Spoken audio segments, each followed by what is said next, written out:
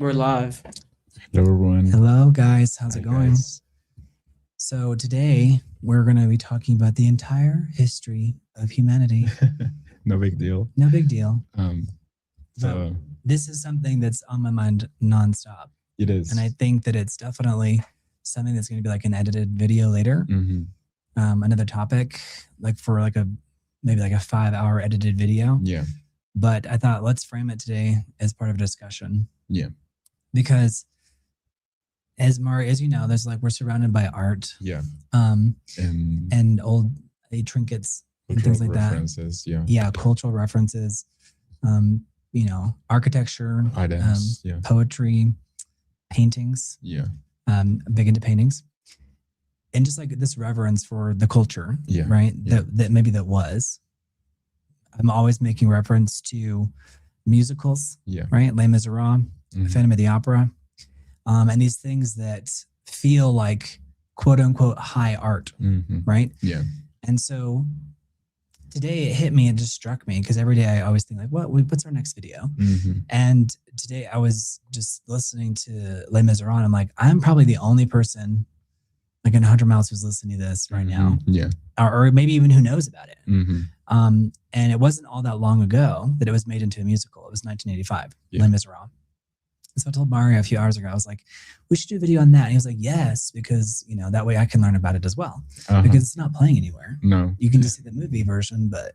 Yeah. And it's not really like talked about, as you said. It's not, right. I mean, at least here probably. But as I was thinking about it, I was like, well, it's a bigger conversation than just Les Mis, right? Yeah. Like the bigger conversation is like, what is going on with the overall culture? Right. And like, why are we not appreciating these pieces of art that used to be held in such reverence? Yeah. And they were like literally like sacred things that you were almost afraid to touch because it was so iconic. Yeah. And the reason why I was like, this is a broader conversation is because of what's happening right now with the Odyssey and how it's so easy to hone in on that one movie, but it's really more of a cultural symptom or a symptom of cultural decline versus like, that's what a lot of people are talking about. But I think what they're avoiding or maybe just neglecting by accident is like the bigger picture, which is things that are sacred. It's just treated as source material. Yeah. That we can just change. Yeah. I change it. And if we can do that, like what are the consequences of that? Yeah. Yeah. So you guys weigh in on the chat. I'd be curious. I'm going to pull it up on my phone here. Mario, I don't know if you have the chat in front of you. Yes. Okay. Thank you guys for being here. Yeah. Thank you guys for being here. Don't forget to subscribe. Don't forget to like the video. It helps out a ton. But this is going to be a conversation that, I mean, it's relevant because we have seen like all these major shiftings in like the way we interpret art and culture in general. So wait in, guys. And the way we teach our children and like having a young kid around, it's like, gosh, I'm like, it reminds me of the importance, not only to me, but to him. Yeah. Whether kids want to receive this information or not, I'm like, do they not want it because they were trained to not want it? Yeah. I mean, because things that we used to be like held, like, put it behind glass and, to this day, there are still items like in the Louvre, in France. There's a thundestorm going on in the background. David Young, I just checked. There's a lot of stuff in the museums that, they're like untouchables.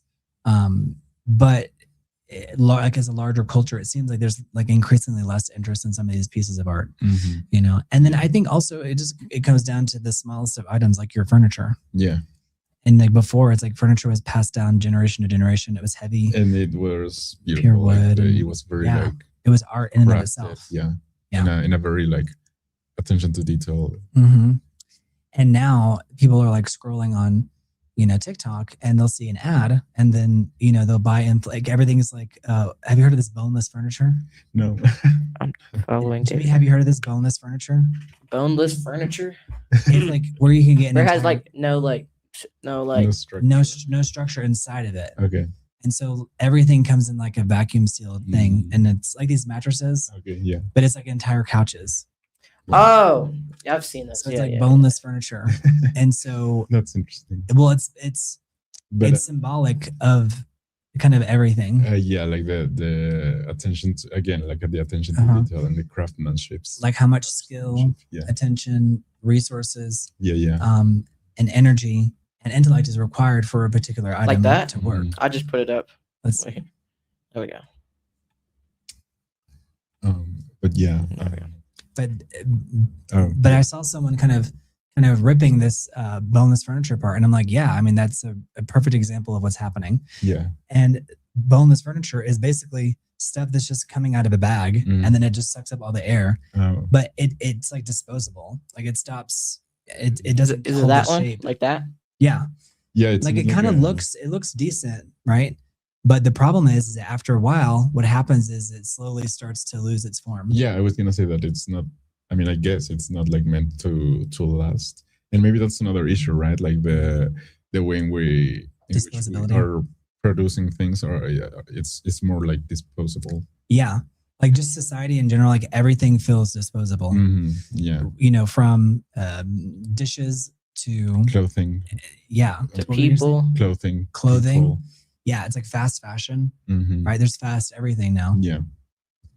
So there's like a larger thesis, which is I think we're, are we? I don't know. Kind of like the end. Is it kind of like the end of the Roman Empire, where people kind of lost their way, and we lost like the cultural specificity or the cultural like literacy? Yeah. I think I could argue that we have. As Jimmy's yawning. I do think that it's. Like a reflection of a bigger symptom, maybe, or a bigger issue. Yeah. Right. So I thought let's go back and let's kind of retrace some of the things that like have set culture back. Yeah. And you guys, thank you for joining us on this channel because we're going to grow and production values are going to go up and it's going to have, better formats and all these different things. But we're doing what we can for you guys. So thank you for being here. Thank you guys. Yeah. Okay. So, all right. So we're talking about high culture. So when I say high culture, what does that mean to you, Mario? I say it's for me like the things that we have in high regard. Like when we think of art, for example, we maybe think of, I don't know, the Mona Lisa, for example, which is a big example, right? And so I think that we estimate these pieces of art because they are universally known. They kind of have a very significant trajectory for human history. Yeah. And they have a big cultural impact. So I think all these three things are like mainly the things that for me can count as or towards being high art. Being high art, yeah. Well, I think the third ingredient that you just mentioned, which was like having a culture, like having it be widely known or considered, is like we've lost the third one. Yeah. Because that's what's kind of falling off. Yeah. And I think it's partially because of just basic capitalism too, right? Yeah. Which I don't think there's anything inherently wrong with capitalism, but I think what happens with is it's at the cost of like constantly pushing a new thing, whether it's new music, new art, new products, new movies. It's like where is there a point where it's like we have to keep selling new stuff that we stop actually innovating? Is it why are people buying, inflatable couches versus an heirloom? Well, part of it is just simple, basic, like they can't get it up to their apartment, right? Because it's so heavy. And so if they get something that's vacuum packed and barely weighs anything and they open it and just like forms itself, then sure. Yeah, that would be like one of the things, but. Yeah. And then on the way there was like, okay, you build it yourself, the IKEA model where it's like, are you, at the cost of the product, you're making the consumer put it together for you. Yeah. Right. And so there's like a whole, like their whole videos and whole entire essays that break this down, but it's like a whole economy that you've made the consumer like one of your workers, essentially, right? At the cost of a certain, So it's interesting because it goes down to every little thing that we interact with in our physical and theoretical world. Yeah. All right. If you guys have questions, drop your questions. Yeah. But here's the core thesis tonight. And it's like, it's not really about adaptations, let's say. Like the Odyssey is a good example. It's a good hallmark for where we are in the culture. So it's not like our modern adaptation's bad, but it's more like what happens to a civilization when it no longer recognizes the difference between inheritance and like content. Yeah. Like what do we truly inherit? Yeah. Let's say from like Western foundations of democracy or philosophical thought. Whereas it's like, can people even articulate that? Yeah. Are we losing our general literacy? And I think it's okay if the audience for this is smaller. I think that's okay because it's inherently designed to be. Yeah. Because there are only going to be a few people who are like, yes, we need to preserve this, and I want to be a part of that conversation. Right? Yeah. Yeah. So high culture, I think here's where there's multiple places where we went wrong. But high culture was never about like having expensive taste. Right. No. It was society's attempt to preserve like memory, transmit, virtue, contemplate beauty. Yeah. Wrestle with ideas like morality, and make the human soul larger than just like an appetite, like an endless appetite. Yeah. Like make it something that's like, this is the meal. Like this is the real thing. Yeah. And so the crisis today is not that people enjoy entertainment, because people always have. The crisis is what we increasingly we flatten everything out into content, and then mock anyone who still believes that some things are still sacred, like the Odyssey. Yeah. Because a lot of people feel like if you talk about things in the past, it's like anti-modern, and that's not really the case. No. It's not about being anti-modern whining. It's about like the serious excavation of like civilization and memory. And if we don't remember where we came from, like we're up a creek. Yeah. That's a real issue. Yeah. And I think we are there. So we're going to talk about what is high culture, sacred art, collapses and restarts. Yeah. Greece, myth, the Odyssey, Rome. You didn't miss much, John Scott. The burden of grandeur. Yeah, if you guys are just not joining us, we're just not getting into it. The fall of Rome, loss of literacy, the Middle East, because the Middle East used to be a powerhouse of intellect. Yeah. And now it's literally in shambles. And like, how do we get there? Like algebra, algorithm, alcohol, all these different things are from Arabic. Yeah. And it's crazy how it's not a hub of innovation the way it used to be. Right. In the 14th, 15th, 16th centuries, Yeah. China, the fall of intellectualism with Mao Zedong, the French Revolution, the Renaissance, modernism, post. Hey, RWG. Exhaustion. Hey, Richie. Hey, Richie, how's it going? Hi. You guys leave your questions. Mario, you'll have to check the questions because I'm over here. Yeah, I was about to get that. It's dead. I'm plugging in. No, but it's like at 1%. It won't work. So internet culture, stupefaction. When I say stupefaction, what do you think? What does that mean to you? Whenever something's like shocking, I don't know. I'm thinking like like it can be like a temporary state, like you're stupefied, right? Okay. But there's also like a dumbing down, like the overall like dumbing down of society. Okay, yeah. Kind of like reducing, like the way Rome at the end is like it became the angry mob. Yeah. It's like, it's like people just put their pitchforks, like saying, how dare you challenge our beliefs,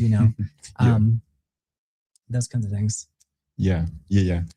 But what you mentioned about like having something that's kind of bigger than ourselves, I think that's also like another core element of what we have in high regard, like in high. Yeah, like it can't be reduced down to like a little product. It's like, it's something it's kind of like a portrayal of something bigger, which can only be understood through some sort of art or some sort of or some form of creation, I would say. Yeah. Right. Hey Richie, how's it going? I'm glad you're home. Hey Richie. So we're talking about class, taste, resentment, the Odyssey, adaptation anxieties, and what does resistance look like in today's world? Like, is there a way to resist? You know what I mean? Like, what's going on with society? And then I'll have like a little closing monologue. Michael McSilvers asked you guys a question. All right, Michael. Michael McSilvers says, what made you two decide to work together? So that must be you and me, since Jimmy's family. We worked, I can start and just say that he started working on a television show that was in Spanish. And when we realized that viewership in Spanish didn't turn and Michael into McSilvers dollars, said he donated. Oh, thank you. Thank you, Michael McSilvers. Thank you, Michael. Thank you. So when we realized that viewership didn't turn into dollars, then we were like we're pivoting and trying different things. Yeah. But you can tell your version of that. Yeah, it was. I mean, that's essentially how we started working together, and it was in terms of view, it was successful. But in terms of maybe money return, it wasn't that. Congrats, Richie. Yeah, but fingers crossed on that. I mean, we think it's because of the language, honestly, because it's hard to explain it in a. He's referring to this show that we were on, that we worked on, and it had a lot of viewership, but it's because of the demographics of who's watching. Yeah. Like you could have, if everybody in Venezuela watches your show, it doesn't really matter because they don't have purchasing power. Yeah. So like the website or the platform that you're on won't pay you because the people that are watching, maybe there's a lot of people, but so we were working on a show that had a lot of views, but it didn't turn into dollars, which is fascinating because we can have a show with Jimmy and like 5 people can watch, and it was more profitable in one stream than it was in an entire year. Making a television show that had millions of people watching. It was insane. Yeah, and it's been over a year of that. But that's essentially how. Can you turn it down 1 notch just so it's not too bright? But thank you, Michael, again for your question in the donation. Does that answer your question, Michael? No, that's too dark. Is it too dark? Yeah. Okay. All right. Yeah, Are if the you have streets still any. packed? Not really. They're all. I mean, it's always packed, I guess. No. Yeah. Well, I mean, now that Mexico is out of the game, right? They're not in the game anymore. Yeah. So there's the stakes have been dramatically changed. So for those who are asking about, are the streets still packed? No, because I cannot tell you in real time. I saw the whole crowd just jubilation and exuberance, and everybody was so excited. And then bam, like it just. Did you notice that, Jimmy? What? Like whenever they oh my god, yeah, they just went quiet. Everyone just like it was like I felt like I was in an episode of The Simpsons because it was like the audience reaction was so immediate. It was like someone popped the balloon, and it wasn't like it was like boom, it's over. Yeah, they just lost their. They like lost the spirit of you know. Oh, and when everybody would jump, it felt like there was an earthquake. Oh yeah, like whenever we were winning still. Yeah.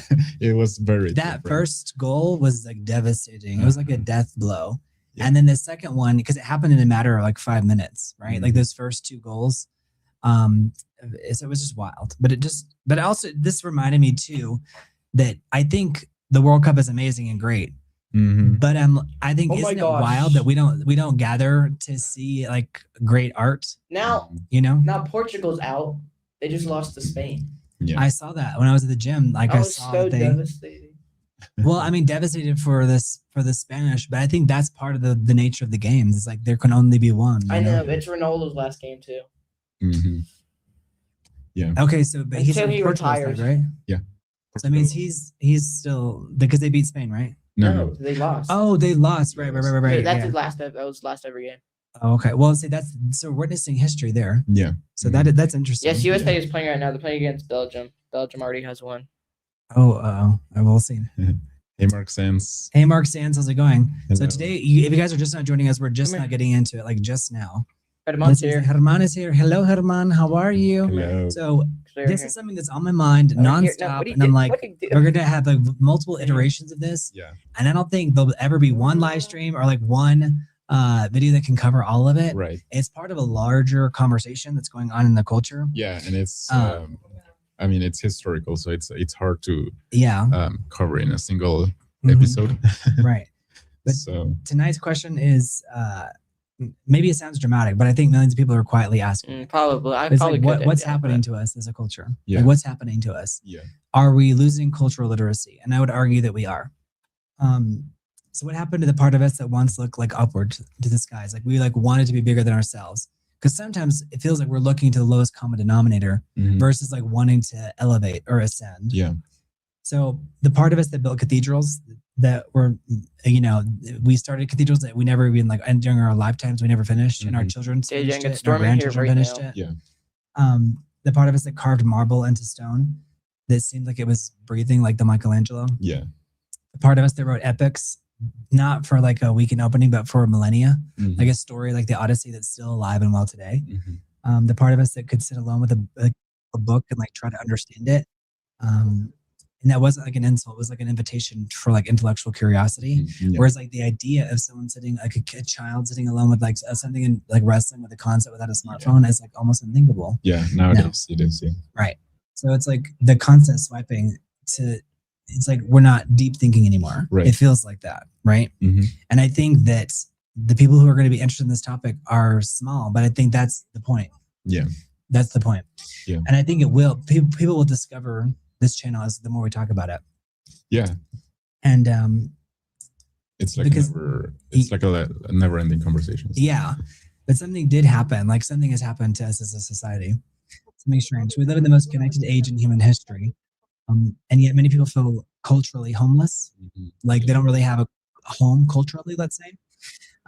We can access almost every great painting, opera, ancient text, symphony, lecture, temple, manuscript, performance, or any archive from any device in your pocket. I'm going on the 8th the day before. Like, where is the appetite for greatness? To like be like, oh, I want to make something on that level of grandeur. Yeah. You know? Yeah.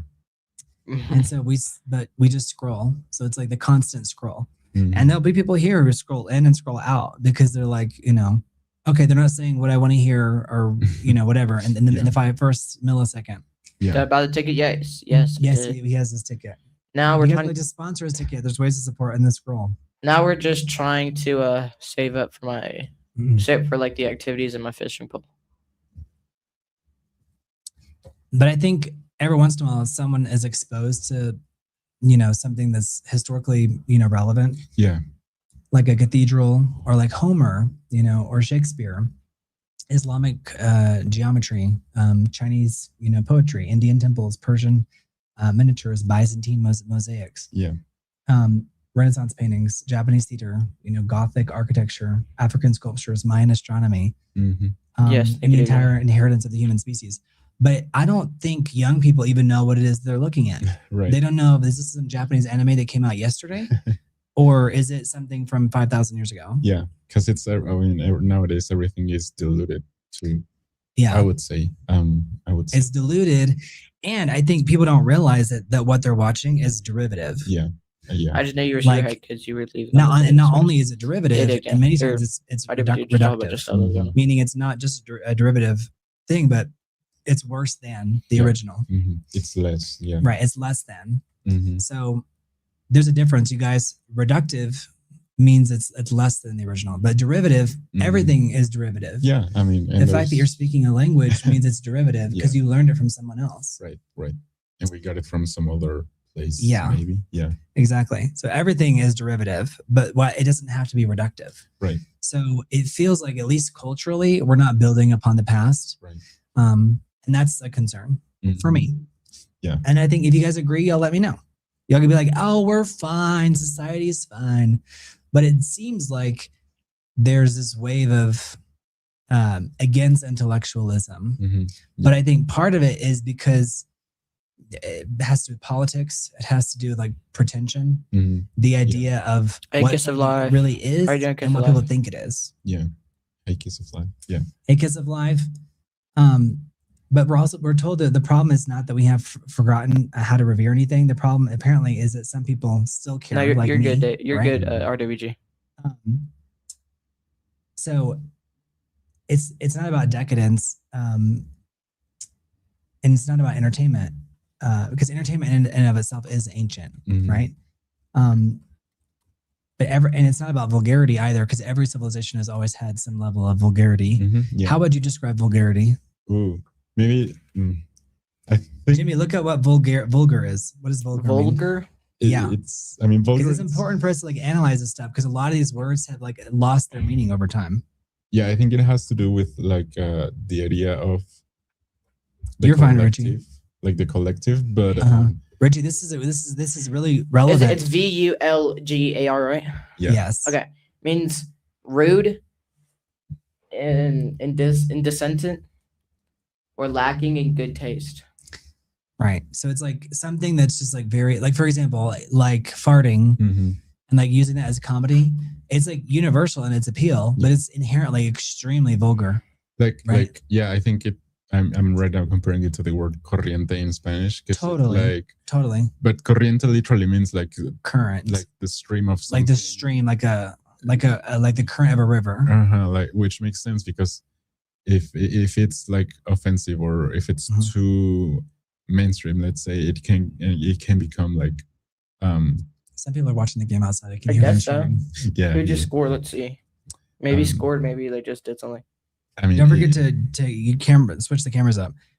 You guys chime in on this because this is a conversation that's relevant to everybody because we're all we're all going to be victims of this. Rob. We already are. Yeah. Which is that we're losing cultural literacy, and the first way you do that is you start taking away like making things not feel relevant anymore. Oh, USA just got one. It's 1-1. Well, there you go. That's why people are cheering. Because Mexico City is a very international community. So there's a lot of Americans here, a lot of people who support the American team. Who are they playing against? Belgium. USA has a higher chance of winning, so. Yeah, I mean, in terms of probability. Rob is here. Hey, Rob, how's it going? Rob, thank you for being a supporter of the channel. We appreciate you so much. By the way, this channel has qualified for monetization. Now the channel is just in review. Yeah. So thank you guys. Fingers crossed. Oh, really? Thank you guys. It's already met all the requirements. Now they're just like making sure the material is ad worthy. So thank you guys for being here. It helps out a ton. Thank you guys. Yeah. Hey Rob. Hey Kids of Life. Hey Michael McSilvers. Hey Richie. Hey Mark Sands. You guys, thank you for watching. It helps the channel tremendously and it helps us like up our game because Mario and I have like very big visions. But the more people watch and the more we can pull off.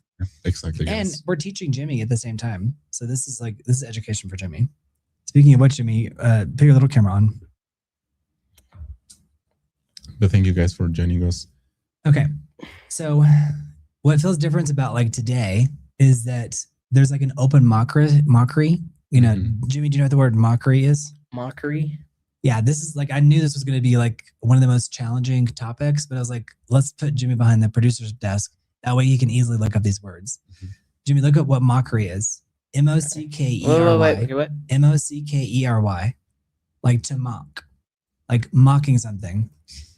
So mockery is like ridiculing or a making highly fluent mock objects framework primarily designed for the Pharaoh programming language. Okay, that's like a I spelled it the same way you want me to spell it. So. No, I know. I'm just saying I'm highlighting my point. But mockery, there's a mock-up, which a mock-up is like a replica of something, right? Yeah. But mockery is like making fun of something. Yeah. Like making fun of the king. Let's say the king, like whenever I'm moving my hands, sometimes Jimmy will play around. Like he's miming me, but he's also mocking me. So he's doing what I'm doing, but he doesn't really quite know what the point of the gesture is, but he knows it's funny enough to make fun of. It's called talking with your hands. Yeah. No. What happened? Belgium's got another one. Oh, well, it's okay. We'll live. And thank you, Michael. Thank you, Michael. All right. So mockery. So the sneer toward anyone who says like, maybe this work matters, this ancient work over here, or this piece of art. Or maybe this story shouldn't just be treated as like raw material to be, torn apart. Or maybe the past is not merely like a costume closet for the present. Maybe beauty is not oppression, because some people are trying to reinterpret beauty and say beauty is oppression. It's like, But I understand that. We're going to get to why people think beauty is oppression. And why, and excellence does not mean exclusion, but things that are hard. Have you noticed that people are foregoing hard for like what's like going to get a laugh? Yeah. It's like why make something that's hard to make when I can just get a laugh? That's very dangerous when everyone has become the class clown. Yeah. Right. Yeah. And inheritance is not the enemy of innovation. In fact, it's a requirement for true innovation. So that's what tonight is about. So it's not going to be a shallow conversation about one movie or like one casting choice or a franchise or online controversy. This is the Odyssey is going to be like the main point just because it's so relevant, because I think it's coming out like the next day or so, or did it just come out? In a week. It comes out in a week.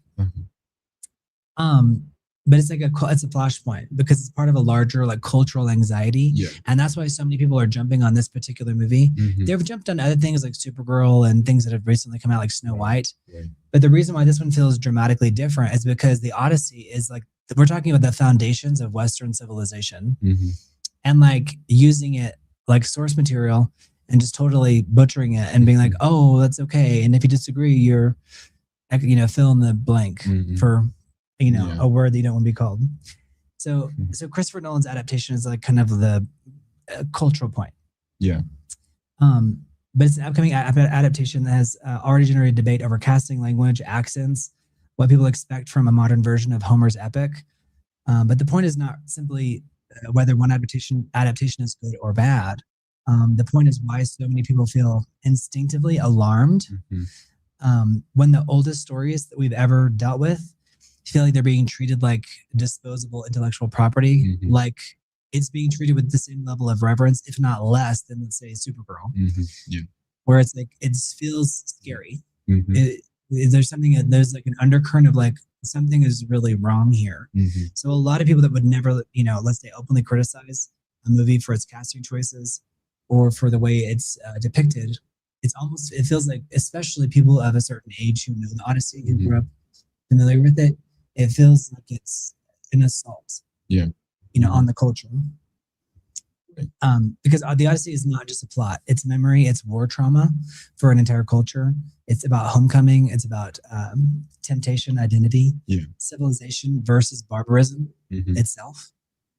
And it's a man trying to return home after an entire story filled with chaos. So maybe that is why the anxiety around this particular movie feels so intense, because most of us are trying to figure out our own way home, metaphorically. So tonight we're going to go back to the beginning. We're going to talk about cave art, temples, oral epics, sacred architecture, ancient libraries, imperial colleges, or collapse, the Bronze Age collapse, Rome, the Islamic Golden Age, the Mongols, the French Revolution, Mao's Cultural Revolution, postmodernism, the internet, class resentment, which is a big point. And I think that's why we are where we are now, is because of class resentment. And the question that sits underneath all of it, can a civilization survive if it teaches its people to despise the things that made that civilization possible in the first place? And I want to be clear about something. This is not saying that nostalgia is perfect or the past was perfect. The past was brutal, but high culture often existed alongside things like slavery, monarchy, conquest, poverty, exclusion, violence. So it's not an honest conversation to pretend that the opera house, the library, the palace, the mosque, the temple, the cathedral, or the university was always open to everybody, because it wasn't. But the reason why it wasn't at that time was because it was like, this is so special, we have to keep the mob away from it. Whereas now that we all have access to it through our devices, and why are we not interacting with it? That's a very big question. When society was so marginalized for so long, why now that we actually have more access to it, we can interact with the material, why are we not exposed to it? Right. So that's the miracle of our age. It's the first time in history that high culture does not have to only belong to the rich. And that was one of my biggest points, is that it doesn't anymore. But now it's become so inextricably identified with the rich that people feel like there's like a wholesale rejection of high art, because it feels like it's tied to classism, which I think is a really fascinating concept that people are not talking about enough. Right. So a teenager who with internet access can read Plato if they want to. A construction worker can listen to Wagner, A waitress can study Gothic architecture if she wants to on her phone in between breaks, but they're not doing that. So the question is why? A kid in Mexico City can watch lectures on ancient Mesopotamia on their phone. A retired truck driver can learn about Persian poetry. A single mother can read the Odyssey on her phone, So, but we're not doing that. It's all become like this mindless scroll. So the gates are open. So why are so many people being trained not to walk through them? Right. That's the question. So, and if we're serious people, we cannot answer it with just slogans. We have to examine history under a bit of a microscope to an extent, and like look at some case studies. So we have to ask whether anti-intellectualism is a class struggle, a market incentive, a political weapon, a technological accident of the internet and scrolling, or are we really experiencing, I guess, spiritual collapse? Mm-hmm. You know, or is it all of these things? You know, is it all just like one way to describe it? I mean, I think, I would say it's maybe like, or obviously a combination of factors, but that's what we will cover. Yeah. So what if the death of high culture is not something being done to us? What if it's something that we're actively participating in on a daily basis? Like we're the problem, like as a society as a whole, you know? So every time we choose the easy thing over the difficult thing, every time we confuse cynicism with intelligence, because they're different. Every time we treat beauty as cringe, every time we flatten a sacred, the sacred into content, like things that are like biblical or so beautiful that they're considered sacred. It's like we just flatten it. It's like, okay, let's just put that.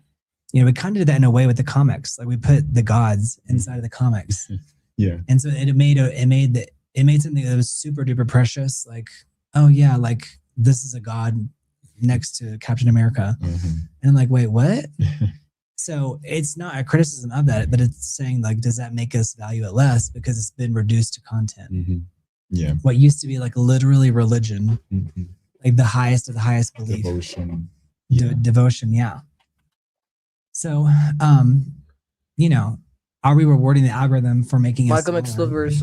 Yo, you changed your profile picture. Hey, Michael, Wonder Woman. Exactly, Michael McSlivers. There's a good example. So tonight is not about despair. It's about diagnosis. Because if the human story teaches us anything, it's that civilizations can easily forget. But they can also remember if they choose to. Big example of that would be like the Renaissance, right? The Renaissance was remembering. The preservation of manuscripts was remembering. They were building after war. So after war, you know, reconstruction efforts. That's remembering. Jimmy, you got to bring me some food. I'm about to pass out. They were building after every serious reader, artist, musician, historian, teacher, parent, architect, actor, and thinker participates in that remembering, or not remembering. Or right? the lack of it. The lack of it, So tonight the question is high culture dying? Maybe the deeper question is like, who is willing to keep it alive? And so if you guys are here, leave a comment and let me know if there's a piece of high culture that you relate to. And you're like, gosh, I wish that we taught kids XYZ. Because I'm constantly thinking about things like musical theater, paintings, being able to identify certain styles of music. And how historical periods. You don't see kids being like, that's Beethoven number 5, you know? They just don't know, you know, and they don't know what they don't know. And that's the scary part. Because at least I think there was a time when you were made aware of what you didn't know. Thank you, Jimmy. But when you don't know what you don't know, that becomes a problem. It becomes a real problem. And it gets worse and worse and worse as you go. Okay. So we're going to talk about what does high culture mean? Okay. So high culture is not simply a rich people culture. That's like a lazy definition. High culture is any artistic or intellectual tradition that demands attention, training, refinement, memory, and reverence. Right? So this would include things like Homer, right? Starting off with the Odyssey, what the Odyssey is based off of, which is why there's such an uproar about it. Greek tragedy. Sanskrit drama, Chinese poetry and calligraphy. Islamic architecture and geography, or geometry, I should say. Persian miniature paintings. Have you ever seen those Persian miniature paintings? They're beautiful. Gothic cathedrals, Renaissance paintings, classical music, opera. Have you ever been to the opera? A lot of people, it's not accessible, but it's, you know, and obviously Timothy Chalamet got into some hot water over making comments about the opera. And ballet, because and that's my next one, ballet, Shakespeare, Japanese theater, sacred architecture, the way cities used to be planned around sacred monuments and cathedrals and churches. Philosophy, serious literature, because now literature is driven by like sleazy, you know, books that are very like, you know. You can question like what is truly the content that they're portraying. portraying? Like, what are you really pushing here? Yeah. And how? And musical theater at its highest level, painting, sculpture, design, and craft. So those are like, that's like the overview of like high art. Right. So high culture is what happens when a society says not everything should be easy, immediate, or disposable. So that's why like something that takes years to build, like a statue or a cathedral or, a symphony. So Mario, do you think high culture was always connected to class? Like historically, weren't these things funded by kings, churches, aristocrats, empires, and wealthy patrons? Historically, I'm trying to think of, for example, like ancient Greece, where they also had like a system of creation, and obviously like some sort of societal order, and I would say maybe yes, tied to a certain demographic, but not always tied to necessarily, like the interest for profit, maybe. Because if you have the access to the materials, then it would make sense for me to have, something to commission, right? Like some sort of work of art or some sort of construction or something. Which obviously the kings had, for example, or like the governments had, for example, where they used to patronize these things. So I do think that maybe it's tied to class in that way, but not necessarily to exclude, maybe, or not necessarily to, say we should keep this like from outside the rest of the world, right? Like from outside of the common people, let's say. I think the biggest thing is like people have to realize that for high art to exist, it implies patronage to pay for it, like leisure, like time to actually enjoy it. Exactly. That was my second literacy thought. Like you also have to have time in order to kind of contemplate, like to live a contemplative life. Because if you're just getting by day to day, how are you going to be like, oh, let me appreciate Beethoven? Right. So you're just trying to feed yourself or your children. Right. So I think in that way, it is tied to like some sort of maybe status, but not necessarily, because if you are not of that demographic, you cannot enjoy it. But you don't necessarily have like the means to it. Well, and also like they were institutions, right? Like they were full institutions, like full-on institutions. So whenever there was like societal pushback, part of the reason why society has fallen behind so much is because democracy has been kind of associated with this class struggle. Yeah. And so it's like it can end up having a wholesale rejection of anything that feels related to like the elitists. Right? Yeah. So that's a big discussion that I feel like I've never seen anyone make that point. But I think it's a really important point to make. Yeah. And to recognize all the things that it takes or it took. Right. To access to those things. Right. And you even just to make said item or said thing, it required like there had to be some surplus in the society. Yeah. Or if not a surplus, it was like funds or resources were dedicated to this thing. Yeah. And so if people are struggling and they're seeing, like the people are starving and you're making statues, it's like with the revolution, they're going to tear down that statue. Right. Which, there are also some statues that were actually like, how do you say it? Like taken from their place and stolen. And I'm just gonna be vulgar and just like bite into my chicken because I can't use both hands. What? Yeah. Is this cactus fruit? Like. Yes, but you have to peel it. Yes, but you have. Is it already peeled? No. It's like pink on the inside, right? Green. No. Okay. Really? Some are pink, but on the outside. Because Mom got these small bananas, which are the best. These are so sweet. So in Spanish it's called tuna, which sounds like tuna, but it's the small bananas. No, they are green. Or the cactus fruit. The cactus fruit. Yeah. all right.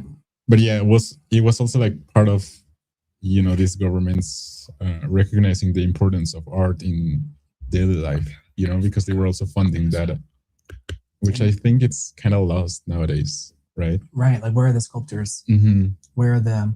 Yeah, it feels like a lost thing. Like, if someone does it, you kind of almost inherently you want to ridicule it, or not you, but the average you. And that's because it feels like underwater basket weaving. Yeah, it's like, why? How is that helpful to society? And that's one of the arguments artists nowadays make because they are also saying, well, yes, I have maybe like the ability to do it, but not necessarily the time or like the means to it. So I think it's important also for society in general to recognize the importance of art and like this high if you guys are just not joining us, we're talking about what is high art, and is there a way for us to maintain high art, and why has there been a societal rejection of high art? Yeah, because the reality is everywhere. I mean, the reality is that this is like very present in our daily lives. Even when it's all around us. We see it, especially like in Mexico City, let's say, or in New York City, or if you live in a historically relevant city, like especially Athens, let's say. You're surrounded by this art. But it feels like there's been like a stupefaction of society where people are barely literate and they're standing amongst masterpieces and they can't recognize that's a masterpiece. All right. So my question to Mario was like, hasn't high culture always been associated with, like, let's say status or class? And the answer is like, yes, but it's complicated because high culture requires patronage, leisure, literacy, institutions, stable cities, surplus wealth, trained artisans, archives, teachers, and audiences that have the time to go enjoy that thing. So that means that access was always unequal, but not necessarily by design, but it was just like the way it was. So, but unequal access does not mean the works themselves are worthless, obviously. It means our job today should be to democratize access without destroying standards. And so now, in a way, we all do have access. But here's my question. So the modern error, I think, is that thinking that there are only two choices. One is like keep high culture locked behind the elite gates, or two, burn the gates down and mock the culture itself. I think we're more of the two. Can I eat the seeds? Yeah, you can eat the seeds inside of the cactus. Fruit. So, and then the third option would be like open the gates and teach people why the treasure matters in the first place. Which would be they have like a pink version. Yeah, which would be the ideal, right? But I do agree that maybe we are leaning more towards burn it down because it's related to the aristocracy. Right, like which I mean if you approach, it's funny because it's so real. But if you approach life that way, it's very reductive and it's not really causing you to actually have interest for what was, because everything that was also being like still seen to some extent, not necessarily the original like thing. Pop music, pop music is the culmination of all the music before it, utilizing instruments in different ways, technology, the convergence of all these different things. And when you go back and look at the OG of things, it's like people don't recognize that what we're dealing with now has a foundation of this. And so we're so far removed from the original. It's like it's postmodernism. Which again is like a big thing to tackle because like we are only seeing that reflection of the original thing, let's say, and that's why we are trying to get to like the idea of what was the original thing, maybe, if there's any. So we're going to talk about prehistoric art. Jimmy, do you know what prehistoric art is? Maybe the chat can help you art out. That prehistoric. Okay. So it's early, like the prehistoric art and early monuments. So before skyscrapers, universities, opera houses, and museums, human beings painted in caves, carved figures, built ritual sites, and encoded meaning into objects. this matters because art was not an accessory. It was not an accessory to civilization. It was it was one of civilization's ancestors. Like before even modern civilization, we already had art. Yes. Yeah. So we were already striving to be more. Cave paintings, depicting things in an artistic fashion. Yeah. Yeah. So the earliest human art tells us something really profound. Humans had comfort. Before they had comfort, they had symbols. Yeah. So even before we were like comfortable enough in our environment to even be like, okay, like we live in a hospitable environment. Yeah. We were already trying to make symbols out of things. Mm-hmm. Before humans had modern medicine, they made rituals. Yeah. Right. John Scott, we don't know yet. It's halftime. Before humans had cities, they had images. Mm-hmm. So this means beauty and meaning are not luxuries. Yeah. They're among the oldest signs of what being human means. Yes. Yeah. Right? So Jimmy, why don't you pull up the Gobekli Tepe? Huh? I knew he was gonna. So it's Gobekil.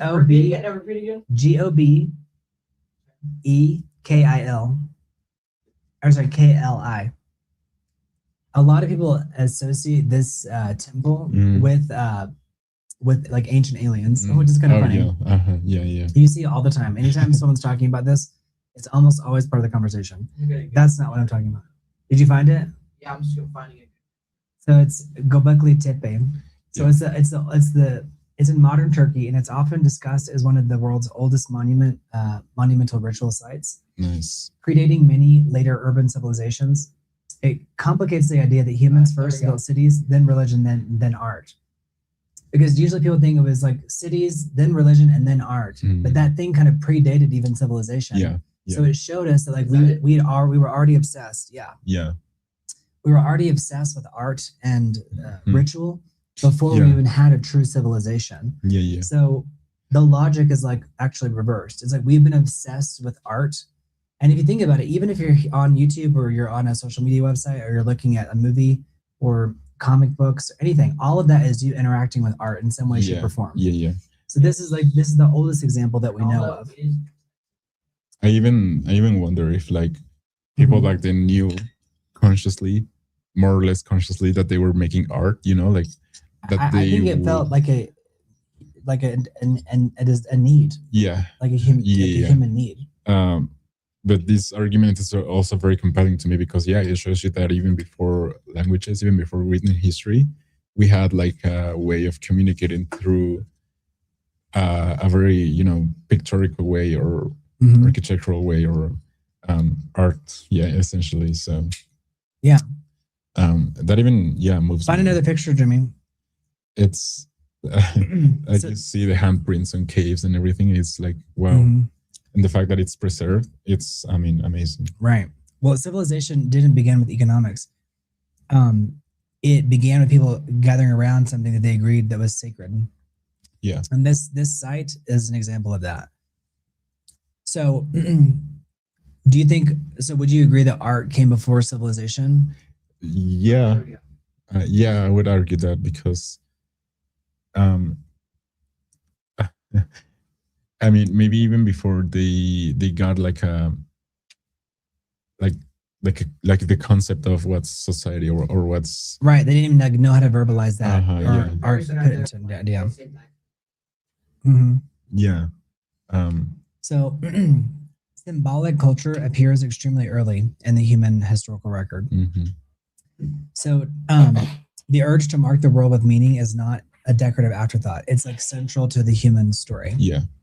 So that's why modern reduction of art into content feels like almost like violent, like the Odyssey example. Yes, like it feels like an attack, like on a deep level, not necessarily on a truly like conscious level, but on a subliminal or subconscious level.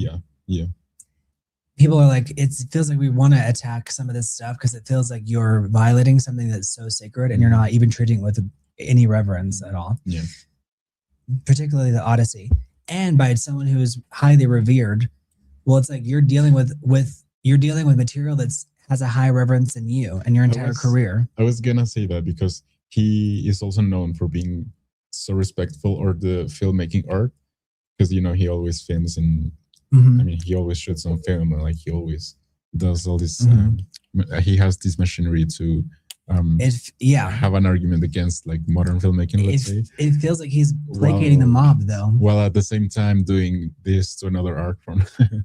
Which is literature or poetry. Yeah, I'm sure he's. I mean, listen, if I were him, I would probably be like, oh yeah, like I shouldn't have gone near that, right? Because there's like no way to probably do it like full on respectfully, right. Or maybe there is, but it just feels like he was checking boxes to feed like the angry mob, and even then, I don't think the mob will want it. Yeah. Okay, so that structure, Jimmy, had you ever seen that structure before? I have actually. Okay, and what city is it? What country is it in? Turkey. Okay, so very good. What? No, I'm saying very good. So yeah, whenever we interact with art, particularly like the stories that we love, it can feel violent. That site, have you ever seen that? People talk about aliens. People love to associate that site with ancient aliens because they're saying it's too early in the human record to exist. So that's why there's that argument. Yeah. We're not going to have that debate here, but if you want to leave a chat about that, go for it. All right, let's talk about the Bronze Age. The Bronze Age can serve as a warning for us. So in the late Bronze Age, there was a collapse. So around the 13th and the early 12th centuries, BCE or BC, before Christ or before the Common Era, major palace civilizations across the Eastern Mediterranean and Near East suffered collapse or severe disruption. Historians still debate the mixture of causes that cause it to happen. Internal rebellion, system fragility, trade disruption. But no matter how you cut it, the collapse was culturally like devastating. So the late Bronze Age. Yeah. So anyway, you guys get points. So y'all can mention like a society from the Bronze Age. You're like, what's the Bronze Age? So Jimmy, why do we call it the Bronze Age?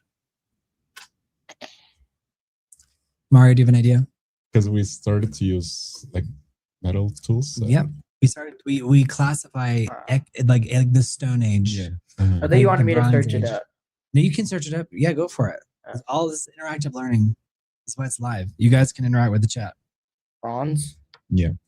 Yeah, bronze. So why is it called, like, what is the bronze? Like, what are some hallmarks of the Bronze Age? Because it was a period in human history when bronze, an alloy typical made of about 90% copper and 10% tin, became the primary material for making tools, weapons, and armor. Yeah, they started to manipulate these metals, like right. So there was like the Iron Age, the Stone Age, so there was the Gilded Age. We tend to use metals as a marker of human civilization where we are. So the Bronze Age collapse is one of the greatest warnings in human history. So societies were not necessarily primitive. They had diplomacy, trade routes, writing systems, palaces, specialized artisans, scribes, bureaucracy, internal correspondence, and monumental architecture already by the Bronze Age. Then, across a relatively short period of time, much of that world fractured. And when a system like that collapses, you don't just lose the kings, you lose the scribal. Rob said, then when will the Golden Age take place? I mean, you could argue that it's already come and gone. Yeah. Trade networks, artistic workshops, architectural knowledge, ritual continuity, archives, musical traditions, elite literacy, patronage systems, like the way they funded art and the way they funded things. So, Jimmy, look up why was there a Bronze Age collapse? This is my way of teaching Jimmy as well. Bronze Age collapse. Like what are some examples of the Bronze Age collapse? Let's see if the people in the chat know. Maybe they know from their history class. Let us know, guys.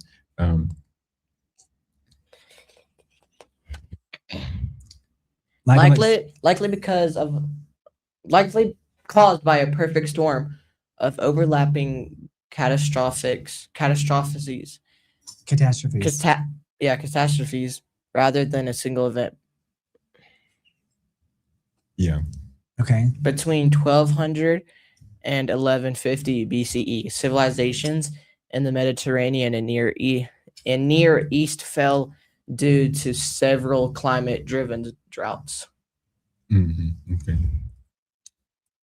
So whenever there's like a historical event like that, whether it's caused by a natural disaster or caused by like a revolution, so much is lost. Yeah. So much of the foundation of that civilization is lost. Yeah. So the point of looking at that is that society has had to restart several times. And that's one of the earliest documented examples. It's probably happened. There's so many television shows and theorists like Ancient Apocalypse. Yeah. That human civilization actually goes back way farther. We're not going to make that debate here, but it's a really good point. Yeah. Is that we actually goes back like 100,000 years. It's just that we have no historical record of it. Like people think that there were civilizations during the Ice Age. And again, we're not making that argument. Yeah, it's just a point of discussion. Yeah. So collapse is not when a building necessarily falls. Collapse is when the next generation no longer knows why the buildings mattered. And I think that we are potentially living in another kind of collapse. So Mario, how is it that different? How is that from the Bronze Age? How is that collapse different today? Like we have the internet, we have archives, we have more data than ever. Yeah. Well, I think the difference maybe is that back then, they didn't have necessarily the technology to foresee these circumstances. And it's ironic because now we maybe do, like maybe we have all the access to the information that we need in order to do something about it. But we're not necessarily doing it because I think it's just like a constant overflowing of information and data and everything that is just too much maybe. I think there's also a crisis on like what we pay attention to. Yeah. Like what's important, like what's truly important. Yeah. Because if we pay attention to what are other people watching, we will realize that it's not really any of the things that maybe we are discussing here, I think like at the opening of the World Cup, I didn't necessarily like the acts that they had. I'm like, this is the height of art. Right. It was disturbing to me. And I do think that maybe we tend to pick immediacy over something greater or more rewarding simply because it's more accessible maybe, or because it's more easier to digest, to understand. Right. You guys leave comments. If y'all are watching, leave comments because I really want to hear from this. The reason we're doing this live is because it's part of it. This is a debate. Yeah. And we also have like all these circumstances around us that are not necessarily under our control, right? Like natural disasters as well. Right. Earthquakes and I don't know, like we have huge thunderstorms here in Mexico City. And it's crazy because the city gets like se inunda, like it gets underwater. Yeah, it gets totally it gets totally bogged down. And we fixed the drain. Oh, nice. Oh, good. Well, all I needed was a plunger. So in the Bronze Age, people, they lost knowledge because palaces burned, scribes died, trade routes collapsed, writing systems completely disappeared. Today, we're not losing access the way they did back then, but we are losing the appetite. Yeah. So it's like the desire to consume that thing. And so that's what makes this moment feel like it's like a self-inflicted wound. Yeah. So it's like, this is like we're collectively forgetting as a society, but by choice. Yeah, maybe we forget that we are actually coming from that past. And so I think maybe it's an argument for some that if it's too old, then it doesn't really matter anymore, which is not really true because we've all seen like the consequences of that thing. Really. Right. But I guess that's an argument that some people can make. I think it's a lazy argument. And I think it's also like chicken and egg too. It's like, it doesn't matter because it will require some level of effort to understand. But I think it's because we have to keep selling stuff too. We have to keep making new iterations of something that it's like, it can't be the old thing. So we have to make it something new. So, okay, let's make it. But now if you hear some of the rappers and things, it's there's like making sounds. It's like, it sounds like we're regressing. Like not in it sounds like caveman talks. It was like wah wah da wah da ba da da, and I'm like, what's happening here? So it's a bit disturbing, not because we shouldn't be able to make that kind of art, but because are they playing to the most common denominator? It's like people enjoy it because of how dumb it actually is.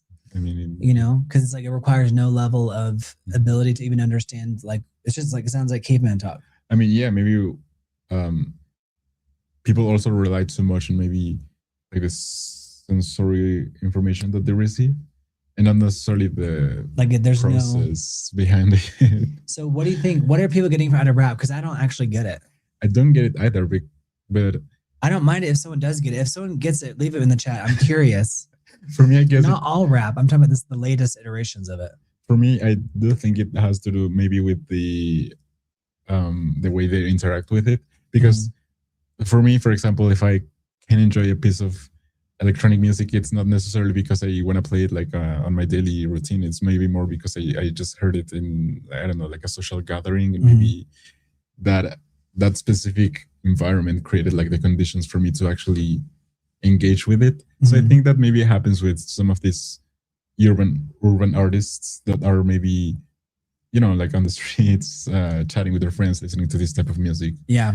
Maybe it's the reason behind it, but it's not necessarily something that I would listen to on a daily basis, you know, because it's not, I mean, there's nothing wrong if you do, but it's just not like my... Who was it that performed? I know Shakira did. I'm not referring to her.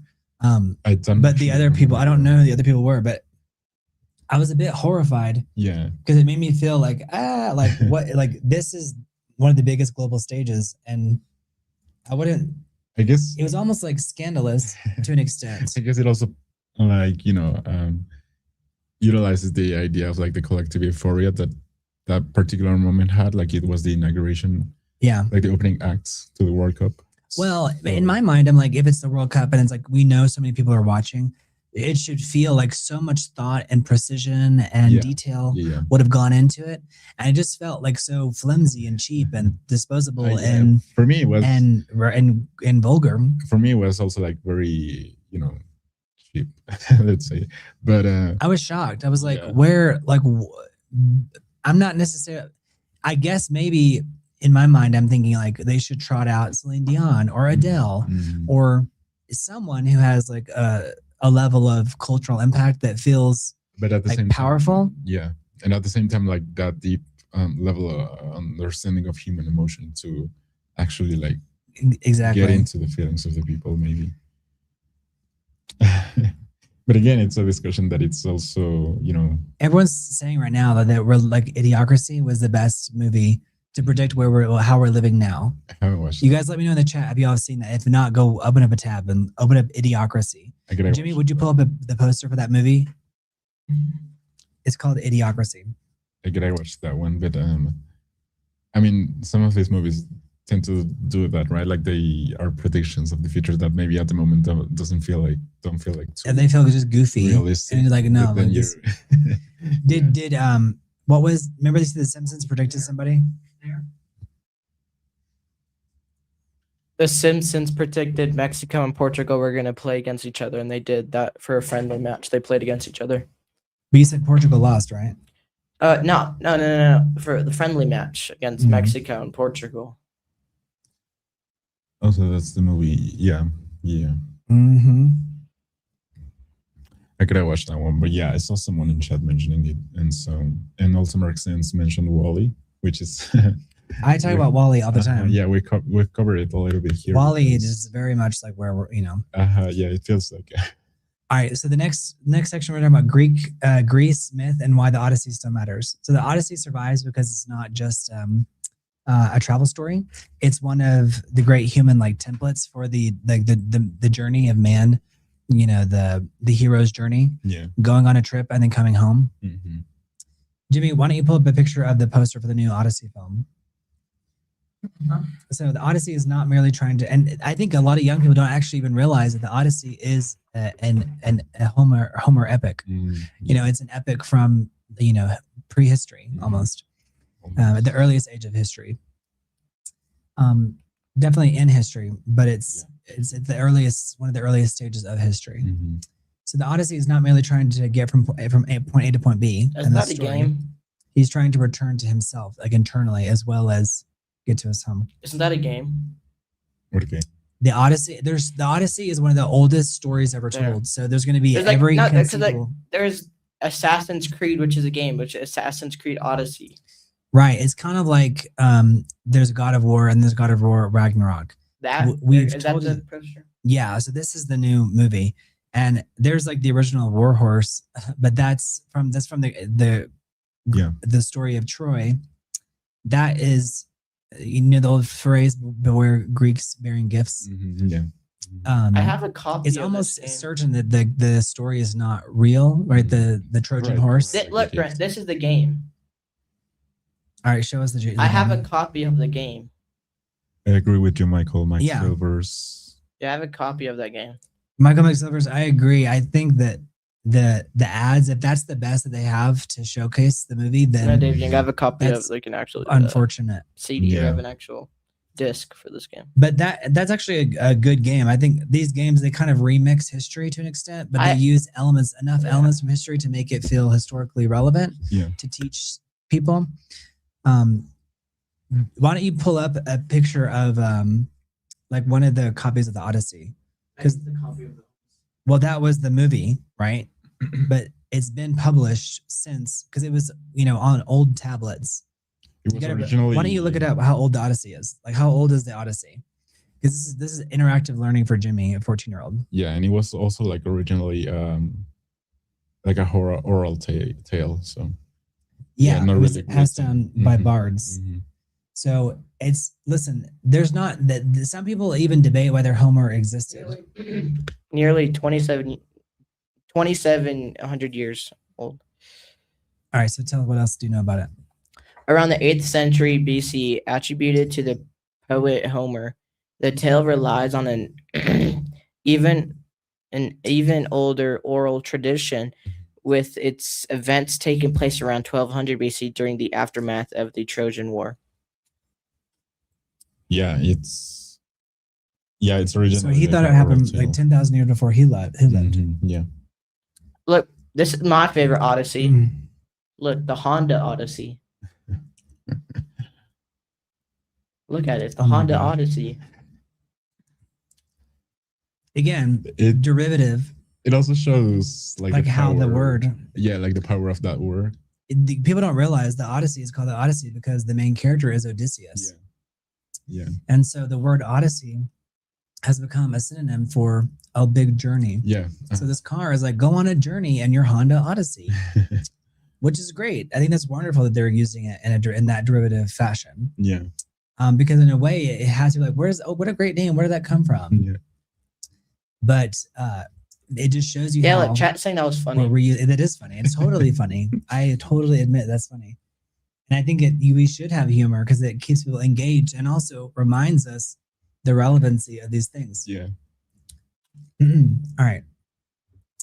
So Odysseus is not merely trying to get from point A to point B. He's trying to return to himself. He's seen war. He's seen monsters, temptation. He was offered. He has been delayed by pleasure, violence, pride, grief, and fate. So all the different things that are part of the human experience are inside of the story. And the question underneath the poem is, can a human being come home after being broken by the world? Can you actually go home and be you again, after you've been broken by all these events and interventions of the gods and war? So, that's cool. If you search up, if you search up Supergirl 2026, the dog, the Superman dog, it comes out. Like, if you can like click everywhere on the screen, and like his paw print will go everywhere. That's marketing. Yeah. Look at that. I'm doing it right now. All right. So that's why classics survive generation after generation, because people can find themselves in the story. So the current anxiety over the adaptation of the Odyssey by Christopher Nolan is not simply about casting or one production decision necessarily. Obviously, people are focusing on Helen of Troy, but it's bigger than that. But the upcoming Nolan adaptation has prompted debate over the language that's used, because there's a scene in there where like Matt Damon says, "Let's go," and it's like we typically associate these ancient historical epics with maybe like a grandiose language, even if we don't need them to be speaking ancient Greek. Right. But just to kind of treat it with a little bit more reverence. Yeah. But people are worried about the tone, authenticity, and then modern flattening of the story. Like the story has been flattened. Yeah. So when people argue about the Odyssey, they're really arguing about whether the past still has like an authority, you know? Yeah. And the way it's been like remixed in these trailers, it's kind of, it feels like the most precious bits of human history have been put into a blender. Yeah. And it's like, what the F, you know, what's going on? It feels sacrilegious almost, even for the biggest Nolan fans. Yeah. It's like, no one gets to do this. And how dare you, of all people? So that's like, that feels the sentiment. And that's why Michael McSilvers feels so strongly about it. And so do I. And so does so many people on the internet. They're not collectively having a fever dream. Those are real feelings that they're having about it. Yeah. But myths have always been retold. Do you think is an adaptation part of that tradition? And why does this one feel? What is your take? Why does this one feel different? Because we've never seen a reaction like this to an adaptation, right? Like it feels this visceral. Because I'm also thinking if I know of any other adaptation, like film adaptation of the Odyssey, maybe there are some that are not as known. But I also think that it's because it's like the biggest that we have in recent years or maybe in recent decades. So I mean, it's got a huge budget at $250 million. Yeah, and we obviously see like the big names behind it, right? Like the actors that are in it, like the director and everything. So, but yeah, I think it feels this way because it's like a tale as old as time, right? So maybe it feels like it's touching like a part of Western culture that is so like subconsciously embedded in our minds. Maybe like it's kind of like these stories that are so influential that are basically like the big stories, right? Like the hero's journey and everything. So I guess it's also, we're coming also from like you know, like from a time where everything was like so pointed, like with the finger. If you did any mistake, you would like pointed it with a finger, and then everyone was like trying to correct you without really knowing that. And so I feel like this feels a bit reactionary in that sense. Did you know that they just came out like with? Did you know that well over 500,000 people have disliked the trailer compared to like 20,000 people who liked it? So the reaction has been like from the gut. It's like a guttural, visceral reaction to it. I think also because it feels like we're being like, we know that so many people, this will be their first time ever being exposed to the Odyssey. Right. And so it feels like, again, sacrilegious.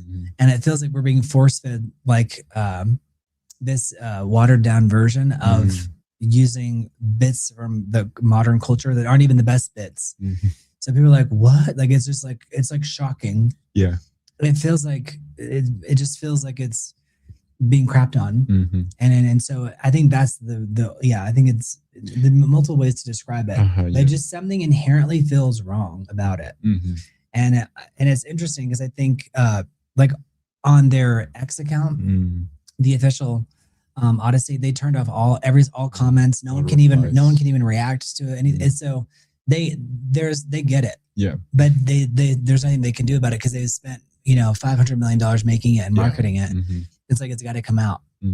But I think there's been a lot of pre-sales on it for the IMAX tickets, but I think that there's going to be a lot of really bad word of mouth about it because of just from people that are in the industry that have already seen it are like, oh no, it's bad. Like we have already seen it. So I don't think it's going to be like much of a difference if it suddenly gets released and everyone gets to see it. So yeah, I mean, we'll all get to weigh in. But yeah, I mean, just that worth of matter alone that it's created now, it's not enough. Yeah, well, and I think it's like with retelling a story is not the enemy, right? We're not like you can't retell a story. But the question is like, can you change anything? And it says, do you even understand what you're changing? And it feels like he doesn't fundamentally understand what he's changing and why he's changing it. Yeah. And that feels very like don't retell a story when you don't really even understand like the fundamentals of it, because it feels like a cultural betrayal. Yeah. Like trying to approach it even without no other cultural. I think some people are like, oh, you have to cast only Greek actors and things like. I'm like, that's not the point for me. The bigger point is that it just feels like a whole like total betrayal of the original story and what we're trying to revere here. So it's like, yikes. All right, Jimmy, next one. So Rome, or there's Rome, grandeur, inheritance, and the danger of becoming too big to remember. Yeah. So Rome is important because Rome understood culture as power. Architecture was power. Law was power. Roads were power. Like all roads led to Rome. Yeah. Language was power. They all had, the unified Latin. A public spectacle was power. They had the Colosseum. They had big spectacle events. They had the gladiators. Historical memory was power. And Rome inherited from Greece. They absorbed from the Etruscans. You guys know how to pronounce that? It's the Etruscans. Do you know that? Etruscos in Spanish. Yeah, the Etruscans, Egyptians, Syrians, Jews, Celts, North Africans, and many others. So it wasn't necessarily culturally pure, but so much of Rome was like an adoption of what was ancient Greece. Yeah. Right. Thank you, Michael Silvers, for thank you, Michael. Donation. Thank you. Thank you, Michael. Yeah, Doug really is hilarious. Thank you, Doug. 2 uppers, 2 downers. Let's wins. Y'all are hilarious. I think Jimmy's like literally asleep. Jimmy, are you awake? All right, but Rome had a genius for turning inheritance into structure. Yeah. So the tragedy is that civilization can continue to display its symbols after it's lost the virtues that created them. And I think in today's culture, we've lost some of our key virtues. Some people couldn't even define what a virtue is. Yeah. No. Jimmy, pull out what virtues are.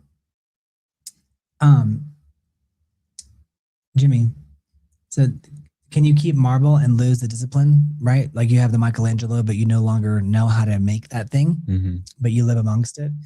Can you keep the ceremony and lose the meaning? Like maybe you go to church every Sunday, but you don't really know what the whole point is of the whole sacrosanct, the whole thing, ritual, right? The ritual that you're going through. So there's this whole idea like going through the motions, but not really understanding the why behind it. Yeah. What is it? So the case study is like the decline. What do you of even Rome. just search up? Virtue.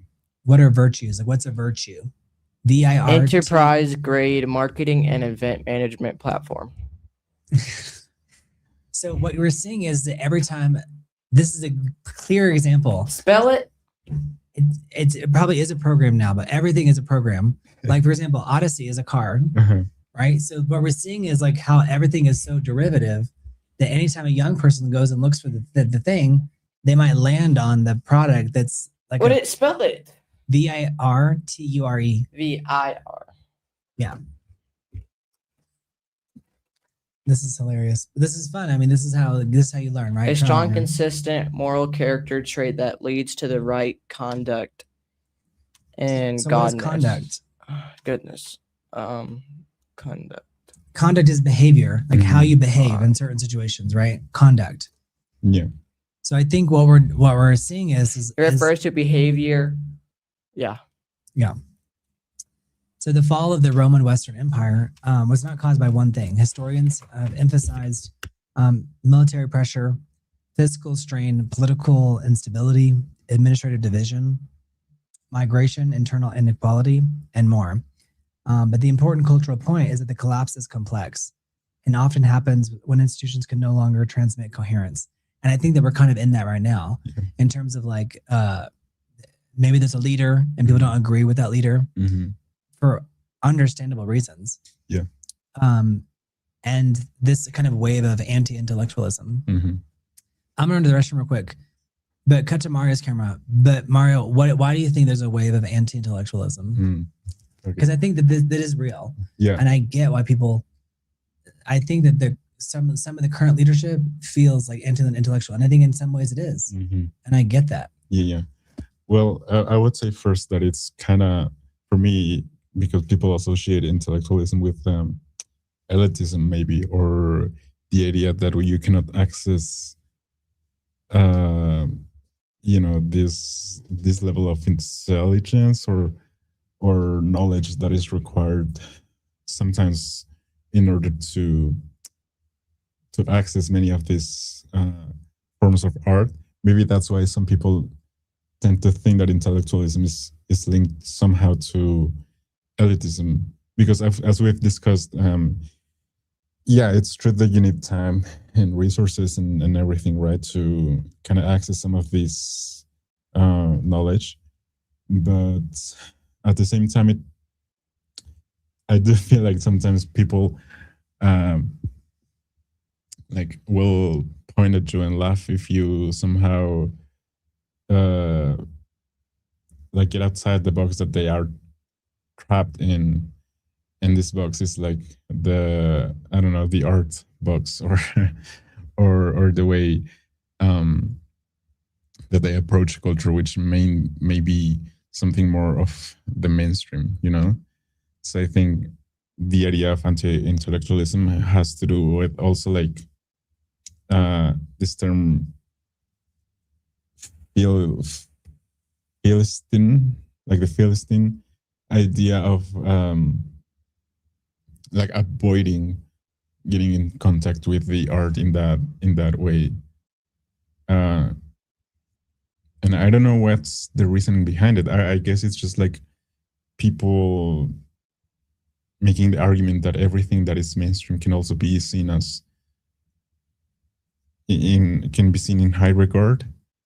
And while I do agree with it to some extent, there's also like the other end of it, and it's not that they are like fighting each other. It's more like they complement each other. Because if you see a superhero movie, you can find like the good aspects of it, then it's great.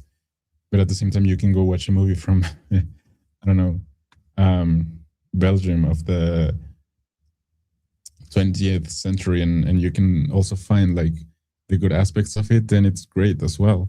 So I don't think it's like a thing where you have to pick only one. But maybe this idea of rejecting the mainstream is also what has made people reject the idea that high art can be accessible to them too. So I think that's kind of like my answer to the question of why is anti-intellectualism a thing now. Yeah. And I guess it's also like the way you interact with art in general. Like if you approach art as, you know, like just like a popular expression, then maybe it's limiting. And I'm not saying you should not see art as a collective thing. Yeah. But I mean, if you reject like the other parts of art, like the most, like maybe the most obscured ones, then maybe you're also like missing a piece of the puzzle, you know, which may prevent you from enjoying like the thing as a whole. Because I was saying like it's not that you have to pick one side of or the other. Like you don't have to be. I think there's a myth that there are sides. Right. Yeah. Like you don't have to be a snob or like the most pop cultural person, right? It's not that way. It's just like you can appreciate both ends and see them for what they are. I think also like we weaponize intellectualism. Like it's been weaponized so that it's become political. When it's inherently not political. It's actually like inherently supposed to be for as many people who want to engage with it as possible, right? Yeah. Because you want people to have like radically different ideas. But the problem is that there seems to be, we've dumbed down the idea of intellectualism so much that it feels like there's only one version of it that seems to be accepted. And I think what's great about platforms like YouTube is that people can express themselves in different ways. Yeah. And people can have differing ideas. And as long as you can defend those ideas in a reasonable way, then people can take you seriously.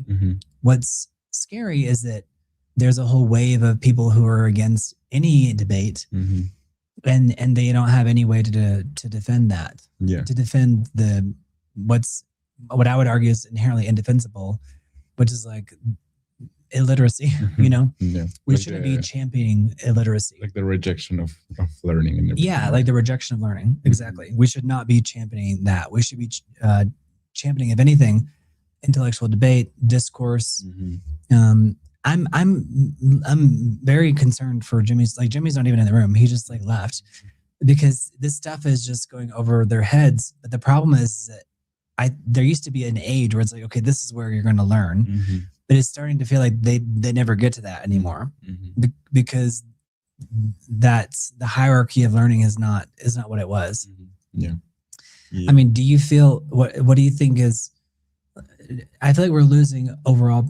Part of losing art is losing the ability to think critically. Yeah, I do think the same way. Because again, I was saying like maybe we are rejecting some forms of art in order to maybe stay faithful to the idea that we have of ourselves even.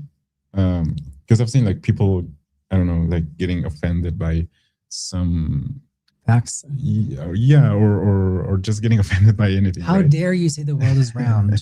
Things like that. Yes, I think that in that way it can be limiting if you choose to only enjoy some parts of art, you know, and not be exposed to maybe more challenging ones or maybe more obscure ones, you know. Yeah. So in that way, I think the rejection of knowledge plays a big part in the rejection of art as a whole. I think that they go hand in hand. Yeah. Because art and culture and just general literacy, they go together. Yeah. So when you start to lose one, you start to lose. Thank you, Mark Sands, for the donation. You start to lose. Yeah. You start to lose grasp of it. Thank you, Mark Sands. And thank you, Mark Sands. I felt. Thank you, Mark Sands. I'm so glad you like the topic. I feel like things are getting lost in the sands of time. And it's just troubling because it feels like it's happening so fast and it's happening before my eyes. And I don't want to be, not only do I not want to witness it, I mean, I'd rather witness it than not be alive, but I want to be actively combating against this wave of what feels like an onslaught of illiteracy. Yeah. And I saw your question, Michael. He said, Mario, have you felt like your pursuit of art has been met with challenges? Yeah. A lot, Michael. Yeah, I think one. I have so much to say about this. Go on. But for me, I think mainly the thing when I was like growing up and learning and getting interested in art and everything, it was like a lonely road, you know, like it was very lonely. Yeah, I think that people who are interested in these topics are mainly, you know, have this thing in common where they had to also have their own way of learning it. Well, I think it's also. I mean, you can correct me if I'm wrong. There's like a true intellectual. It's not about until you don't have to even use that word. It's like your own integrity. Yeah. It's like to have integrity. It's like you really need to understand it. Yeah. And that's like the journey. It's like whereas other people are like I don't even have to understand it. Just watch, you know, whatever. Yeah, and I think that position. I mean that that idea gets you into lonely position, let's say. Absolutely. Like an isolated position because. And we know that you guys are out there. So I would tell Mario, I was like, there may be only like 100 people who are, this is an interesting topic to, but those 100 people are going to be like, thank God someone is talking about that. Like the loss of cultural literacy. So for me, yeah. And that can be on an individual standpoint or on a collective. But I think it's both. I think they go hand in hand. Yeah. So for me, that was number one. And then number two, I think like the access to actual, maybe good teachers, you know? That, absolutely. Or mentors, as we were speaking about the other day. Like having a good mentor is also like very challenging because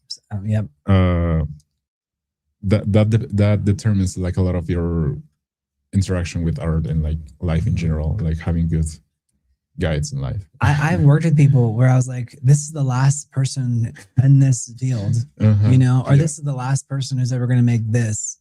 Yeah. You know, or, you know, there'll never be a movie that has this cultural impact again. Yeah. And that was very, you know, for me, like meaningful, but at the same time scary because it's like, I'm, you know, 20 and I'm an assistant to an assistant on this movie. And it kind of already feels like, even in the moment, it's like they'll never make this kind of movie ever again. Well, yeah. You know, even though I'm not at the helm of it, but just knowing, like, kind of instinctively, and then 20 years later, you're right. Yeah, like recognizing, right, like that you're also being part of maybe the end of something. Yeah, like witnessing the end of an era. Yeah, because of the way stories are told, and like what used to be like really emotionally impactful is seen as cheesy now. Yeah. You know, or it needs to be told in 30 seconds. So yeah. You guys leave comments. Let us know that you're watching. Let us know where you're watching from. Yeah. So thank you for your question, Michael. So a lot of people compare this is not just Western civilization, although some people might make that argument, but it's all of civilization. Yeah. But they equate it to the fall of the Western Roman Empire, which is all these compounding factors that led to this collapse. If you want a glass of wine, Jimmy, go get Mario a glass of wine if he wants one. Thank you. He's like, we're discussing the end of civilization. Listen, Jesus turned water into a wine for a reason. Well, doing it in a classy way. In a classy way. Yeah. So Rome didn't fall because it stopped building beautiful things. It fell after the connection between symbols, virtue, institutions, and the citizen began to just break and to completely fall apart. And I think that's what we're in the inside of now, is that all of these cultural artifacts have lost meaning. Yeah. There are different things that we're interacting with in the culture, and it doesn't have any meaning anymore. Yeah. It's like, what is, like, you know, it's like a clock. And you see a clock, and a clock can mean something, or an hourglass. Yeah. So many people know what an hourglass, like, they see it, and it's just a visually beautiful thing. By the way, if you want to donate for us to have an hourglass piece, I would love to have an hourglass. Yeah. Because it reminds you of like how everything gets lost with the sands of time. Sure. Everything gets lost with the sands of time. But also, I think people can recognize what an hourglass is because they've seen it in historical, you know, tellings or imagery, but they don't really know that like that's how you told time. Yeah. So, or like a telephone. The telephone is now like a brick. It's just like a little thing that you have in your pocket. Yeah. It's like the original form of the telephone. Right. There will come a time when people will see a telephone and have no idea what they're looking at. Yeah. Isn't it, we're already there. Yeah. Like if you show like Gen Alpha or Generation Beta, which started in 2025, if you were born in 2025 or later, you're Generation Beta. But it's like, I don't think that they're going to even have any point of, like, they won't even recognize an old school telephone if they see it. I was reading that they were also not going to know how the world. You guys subscribe if you're new here. This is a new channel. Yeah. Subscribe, guys. They are also not. We can up the production value, up everything, but we need your support. They're also not going to know what the world was before AI, for example, too. Absolutely. Which is kind of hard to imagine for me.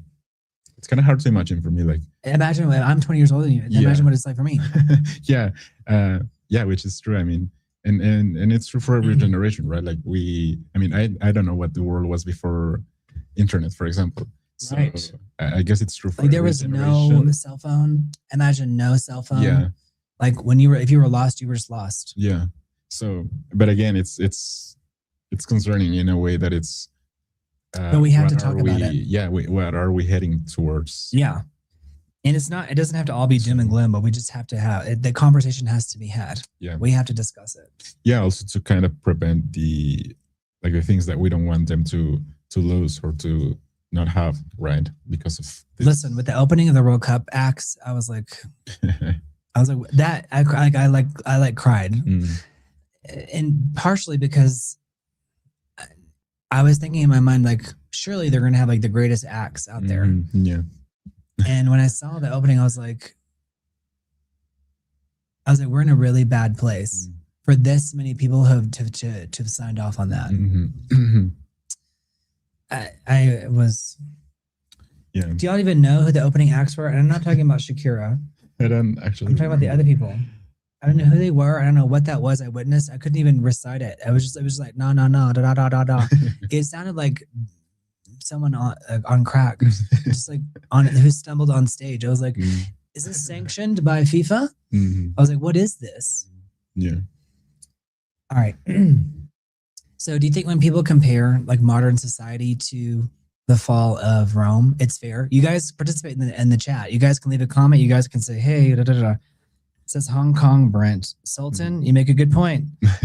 Hong Kong, what's happening in Hong Kong, and the way they're being stripped of their rights is horrific. If you see the police taking down the individuals that are trying to protest, it's really sad what's happening in Hong Kong. Yeah. Hong Kong used to be like a beacon of light, and after it was transitioned back to the governing powers of mainland China, it's really sad to see it being stripped away of all the things that made it so precious. Hong Kong cinema, even the slapstick comedy of the Hong Kong like fights, the martial arts. Yeah. It's like they're making sure that like Hong Kong is stripped of its identity and its historical record as well. So long live Hong Kong. Sultan, I don't even know if that's what you were getting at, but there's a whole case study to be made about Hong Kong. But for me, the comparison... Mark Sands would love a comment on my last question. So Mark Sands said, he says, what if the inverse is true and merging with technology is the only way forward? We're just stuck at it right now. Mark Sands, that's a great point. I think that's very legitimate. I mean, in a way, it also feels like the way that we are going to have to get through. Yeah, I think we may end up being like the Borg. Yeah, like maybe. Did you watch that movie yet? Not yet. But, you've got to watch it just because of the concept of the Borg. Yeah. Understanding what it is. It's like resistance is futile. It feels that way with trying to educate young people. Mm-hmm. Like literally today, I was like, when I was at the gym, I was like, I won't be scrolling, but sometimes I'll just have to be having thought experiments in my head. Yeah. And I was like, I've got to take away Jimmy's phone, And I'm like, it's like a paradox because we're creating content that is largely consumed on devices. Yeah. But at the same time, it's like he needs to have, at least half a day without the phone because it's completely altering, their neurons, the way their brains are connected. And I think it has to be said that it's a form of child mistreatment to allow too much access to the phone because it creates a situation where it's inherently addictive. Yeah. You would never if you were a clinic or you were a doctor or you were a caretaker, you would never openly or willingly give something that was so addictive to your patient. Yeah. So we have to start looking at technology and in that way, or reframing how we see it. But I think Mark Sands, you make a good point. I think we're at this point. But what's scary is that we've handed over the authority, the intellectual authority, to the machines. Yeah. And that is a very scary place. There's a YouTuber. She's really great. I highly recommend her. I think she's wonderful. It's called This Second Story. Have you seen this? She's got red hair. She always cuts to her drinking coffee. Think of her videos. She talked about like The Catcher in the Rye and like why that novel is so important. She also talks about Aldous Huxley and these books that kind of predicted the dystopian future that we're living in now. Yeah. Jimmy, can you look up the dystopian book from Napoleon? It was called like Napoleon of Notting Hill. That's what it is. Oh, I remembered. The Napoleon of Notting Hill. And that is like a book that like predicted where we are now. But Mark Sands, I think that technology is wonderful. Without technology, we wouldn't be able to be transmitting to you live. Yeah. But can we get a cover of it? Yeah, pull up the cover for the audience because the tower, the robot. Look up the traditional, whether it was the hardback or that's another thing. And people don't even know what that means anymore. Right. Before, books used to be, they still are, but it's not like people don't really read physical books as much. But books used to come out in hardback and then they come out in paperback. Later. I'm seeing. Okay, the Napoleon of Notting Hill. You guys, this is a transformative piece of literature. So Jimmy, why don't you look up what is the Napoleon of Notting Hill? I want you to read it out to us. And it's okay if you can't pronounce it, but there's like a long word there. After all, you are 14. And I'm team paperback, by the way. What do you mean? Yeah, it's just because it's easier to. Yeah. Well, I mean, I've had the hardbacks where it falls out. The actual the bind. Oh yeah, yeah. It's like the spine of the book. Yeah. What do you mean say? What is the overall idea of this? Yeah, like what is the synopsis?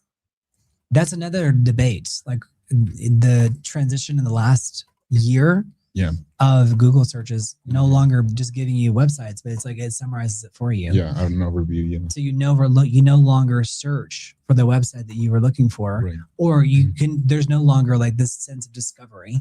It's that we're just going to summarize it for you. Which, listen, I love Google. I'm down for it because they've democratized the access to information dramatically. Yeah. But there is a debate to be had there about whether that's good for the individual or even accurate, because we've seen some mistakes here and there, There are YouTubers who say like that they Google themselves and it says that they make up entire history. The overall idea of I don't even know what they're going to say. The overall idea of the Napoleon of the Notting Hill is an energetic defense of localism, civic pride, and the human need for wonder against a dual, homogenized. I don't know. Homogenized? Yeah. So homogenized means like everything is becoming the same. Like it's like homogenized milk. It's like milk used to be like, if you left it, then the fat would separate from the water and like it would not be consistent. But homogenized milk is whenever it's gone through a process. Same thing with like orange juice, where it's like it's consistent throughout. So if a culture has been homogenized, it means like there's no longer dissenting ideas. It's not like a spicy dish. It's like all the same. It's like all Jello. Yeah. Versus like this beautiful creme brulee. That's my best friend's wedding reference. Anybody knows that? Yeah. Do you remember that? Yeah. She's like, what if he wants Jello? Yeah. All right, go on. So read it one more time for me. So I recommend this book to anybody, but this book is like kind of like where we're living now and the way a lot of people feel. Like they don't know how to articulate it or verbalize it. But the Napoleon of Notting Hill talks a lot about that. And it's one of the overlooked books. Look when that book was written. I think that book was written in like 1904. Oh, wow. I could be wrong. 1904, yeah. Isn't that crazy? So that person, that was like at the beginning of the mid-industrial revolution, was already predicting this future that we're living in. Very similar to like Ray Bradbury's Fahrenheit 451. Yeah. I mean, I haven't read that one, but yeah, I've heard like it's terrifying. That will blow your mind. Yeah, like it's terrifying in the way it kind of predicted the future, right? Like, how prescient that Fahrenheit 451 is? There in the book, the woman, she has like there's several things in there. One of them is like she eats the wife of the main character eats a whole bunch, and all the people of a certain class have this machine, and it like pumps the food back out of your stomach, which they talk about in the Hunger Games. Yeah. Except for they just like induce, throwing up. For me, it doesn't get pumped out. Yeah. Except for Jimmy, he just keeps eating. Yeah. But it was like a bulimia machine, right? Which they talk about later, like in the Hunger Games, but they don't have a machine. They just kind of induce it. Because it was like this state of excess. But there's another thing is that the wife was like watching stuff on screens and she would listen to it by herself with these little seashells. And the head of Sony read that book and he invented earbuds. Wow. Earbuds did not exist before Fahrenheit 451. Yeah. Isn't that wild? So he invented the Walkman after reading that because he was like, that's a great idea. Like having being able to listen to something in isolation when the other person in the room is doing a completely different activity. That's how important Ray Bradbury was. Yeah. Look at when Ray Bradbury passed away. Who? Ray Bradbury. I remember it happened during my lifetime. Me to guess? 2004, 3, 7, 9, 11, 13, 12. So the year, Wow. So 2012. I mean, that was a big deal when we lost Ray Bradbury because he was like the forward thinker, like in terms of science fiction that felt very tangible. Yeah. It wasn't like 100 years away. 92 years old. But he like literally predicted so much of what we're living in. He didn't write the Napoleon of Notting Hill. No. But he wrote most of the books that we were. 451. A lot. But before him, there was Napoleon of Notting Hill, which fewer people cite, but it was a big deal. Okay, so the Roman comparison works when we ask, like, and then are movies. we losing? What's it again? Movies, he did movies too. Well, yeah, they made a lot of movies off of his work during his lifetime. So, like, are we losing like civic seriousness? That's a big question. Meaning, like the debate around politics, like in a meaningful way. Yeah. Now, politics is like a freaking freak show. Yeah, it's like a people don't even go near it. Right. It's like a wrestle match. Yeah, and like flagrant abuses of the office. Yeah. Are just so normal now. Yeah. It's been so normalized. It's like horrifying. I think people think I lean in one direction or another, when the reality is that if I'm looking at something like objectively, I may say like, okay, like overall, I think this is what has to happen. It doesn't mean I actually agree with that. It just means that like looking at everything that we have to play with, that's the only way, you know, other than like some wild revolution, which maybe is even more harmful in the long term, or maybe in the short term. It depends. So civic seriousness is very big deal. We've lost that. It feels like on a global scale. Like, are we replacing virtues with spectacle? It's like, are we replacing like ideas that like truly are meaningful with this idea of just like, it's all a show? Yeah. Yeah.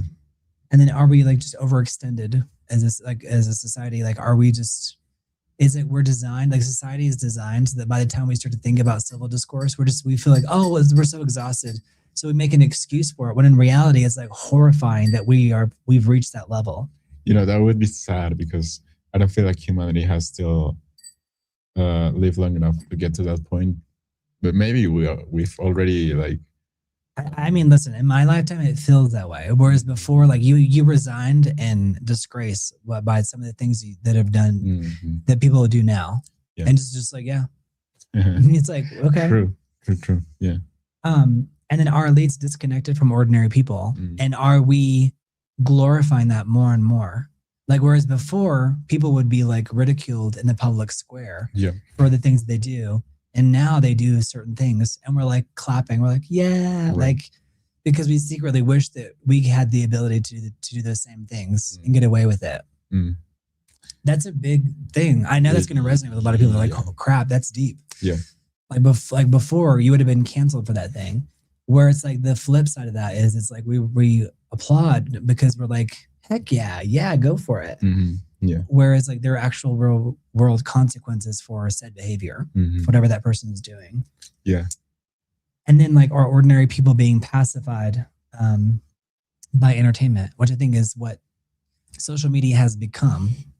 Yeah, I for that question, I would say yes. I think. True, John Scott. Especially pre-Mao, like a lot of the stuff from Beijing, like there's a whole show that's like about like the artistry and the dance and the culture before Mao. So, but go on. No, yeah, I was just saying, like, for that question, I would say yes. I think the way we interact with art nowadays, or maybe younger generations even, is just like giving ourselves fully to it, which may not be too wise if you think about it, because then maybe you can risk yourself like in that process, like risk your integrity. Your entire identity. Yeah, like identity, who you are integrity, core values if you have any. So I think if you have any, right. So I think it's that way, but it's dangerous because then you can get also lost like in the sea of all this entertainment that we have now. Yeah, because it's been proven that I mean, it's not enough, right? Like we have always been like coming up with new ways of entertainment. Yeah. Which kind of concerns me too, because then we have to ask ourselves, well, then at what point it's not going to be possible anymore to have any new emotions, like any new feelings towards. Like we're so like numb and anesthetized. Yeah. So like it's like, what is? And I've seen it with movies. Like nowadays, directors are trying to do everything they can to impress an audience, maybe by artifacts or not, but then the audience simply don't react, and then it's like, well, I think we're seeing like a wholesale, I maybe use that word a little bit too much, like a wholesale rejection of the entire cultural product because of what they've done with it on its face value. Yeah. The key example being the Odyssey or Supergirl. Yeah. Because a lot of it feels like virtue signaling versus like the actual true virtue itself. Yeah. Yeah. So it's like, it feels like artifice versus not like true. a real like movies that had a real soul to them. Yeah, like it's like pretending to have a soul. Exactly. I do agree. Which is even more egregious. Yeah. It's better to come out and be like Mean Girls and like poke fun at how shallow society is versus pretending to be virtuous when the whole product is completely not. Yeah, which I think is like, that's deep. But y'all let me know if y'all get what I'm saying here. Because y'all are like, you've gone too far, Brent. You're too deep in the weeds. Gosh. Belgium has USA just lost. That's okay. It's just a game. No, it's not just a game. I knew he was going to say that. We're talking about the history of civilization. It's some of these people's last game ever. This is designed. Shut up. This is okay. First of all, you're grounded. What? You're grounded. Some of these people. He's like, what? I've never been punished before in my life. You are grounded, boy.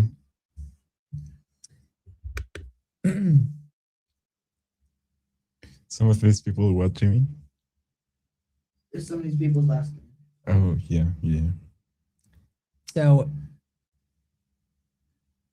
So one of the most terrifying aspects of a cultural decline is like that people are not necessarily, they don't know what they're inside of anymore. They don't know what they're experiencing.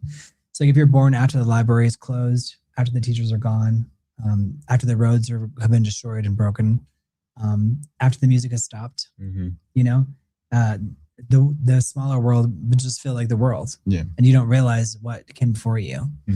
You know, so there's that old song where it's like, bye, Miss American Pie.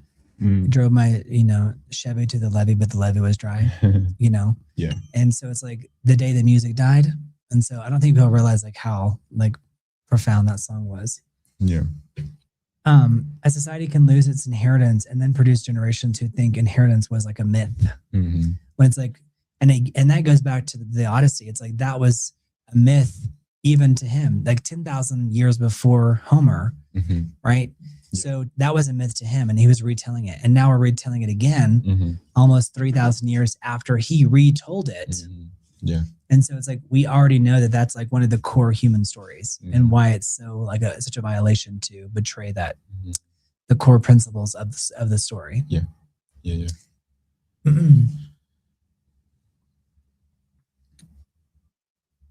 So after the fall of the Roman Empire, manuscripts were copied by hand, monasteries preserved text.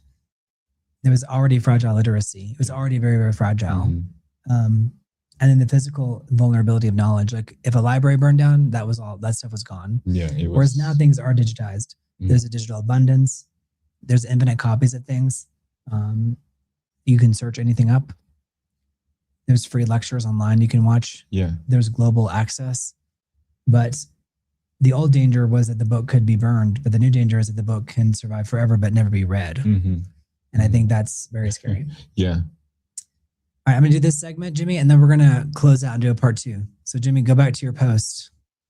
Don't abandon your post, soldier.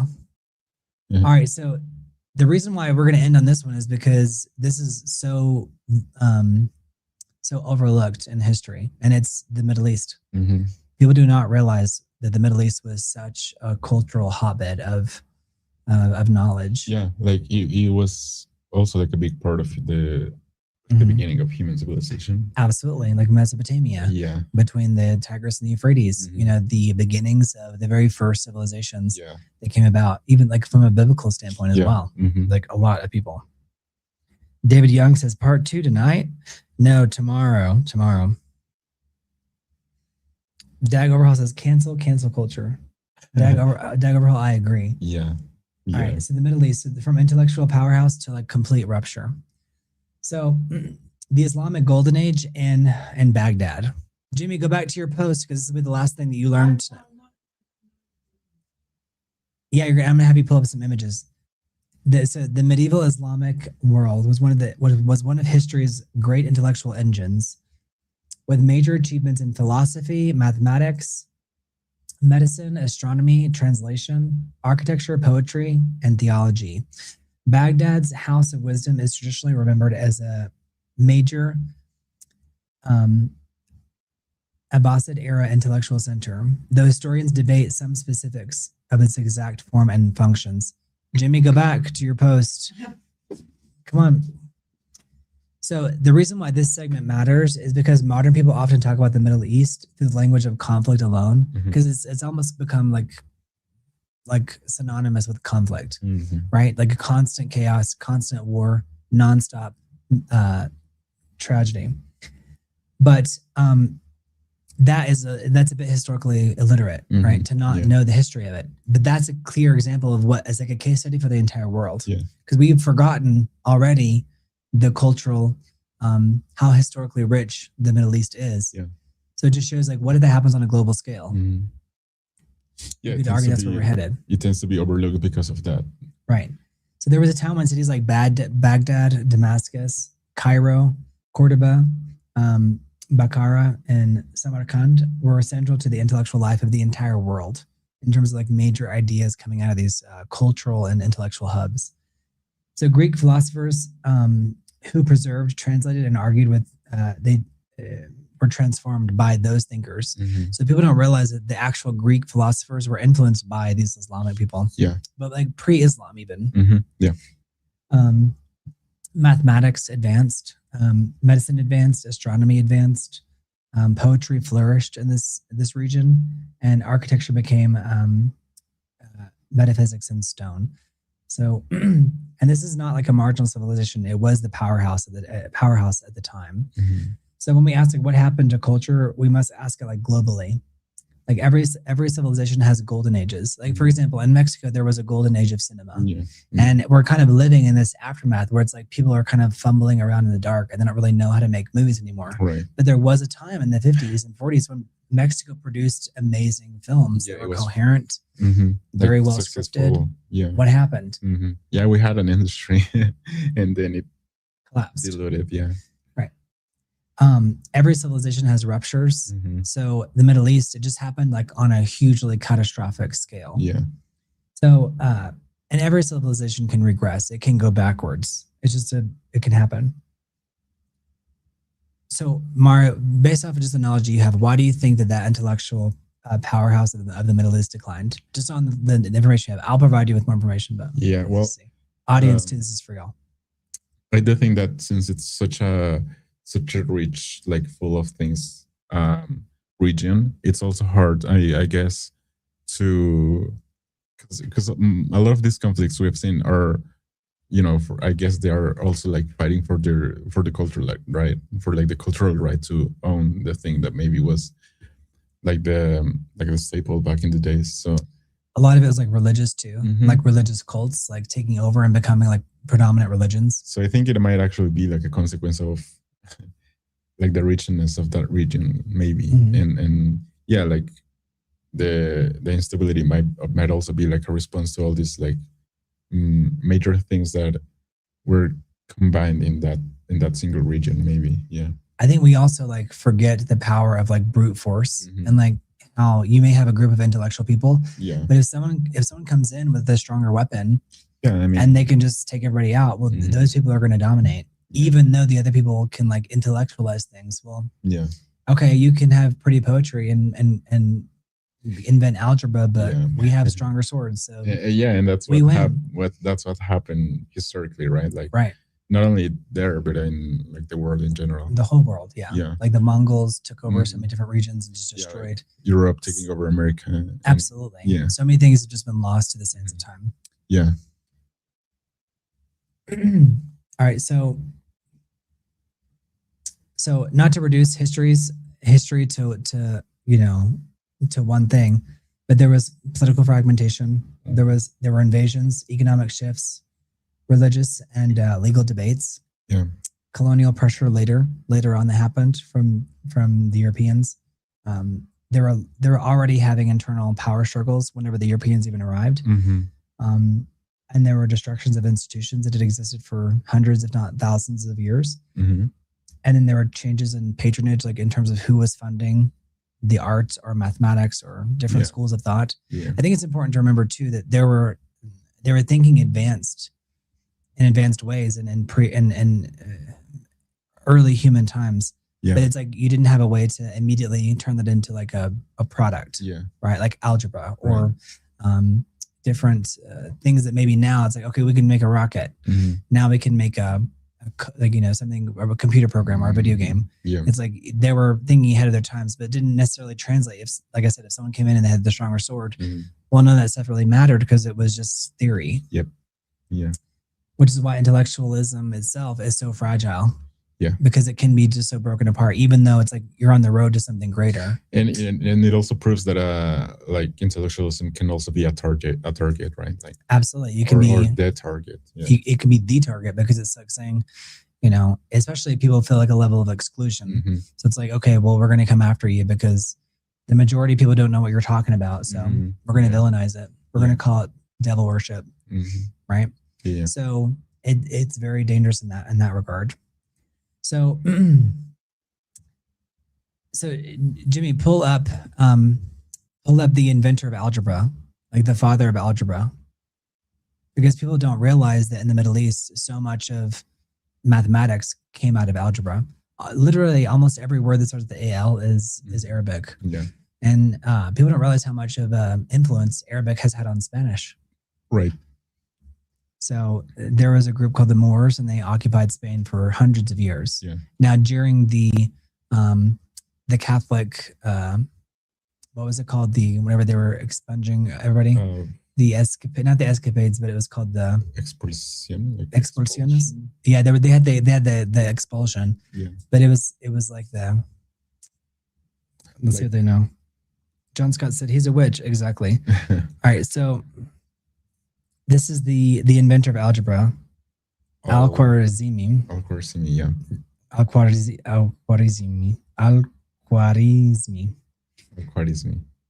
Yeah, but people forget like how much of human knowledge actually came out of that area, and now it just feels like it's like in shambles. Yeah, and so that's a case study for what could happen on a global scale, right? So it's important to remember that that doesn't have to be a unique case. That can happen on a global scale. And we don't want some ancient, some alien civilization to find us and be like, oh, look at, like that's what people talk about. Like Terminator, like they blew themselves up. No, yeah. Like the potential that we had, and like then what we ended up being. It all went to, right. The shambles. Exactly. So Jimmy, did you know that algebra was from the Middle East? Yeah. What other inventions were from the Middle East? A lot of geometry came out of from the Middle East. There were a lot of philosophy and poetry came out of the Middle East. A lot of it has been lost to this ends of time as well. Yeah. So.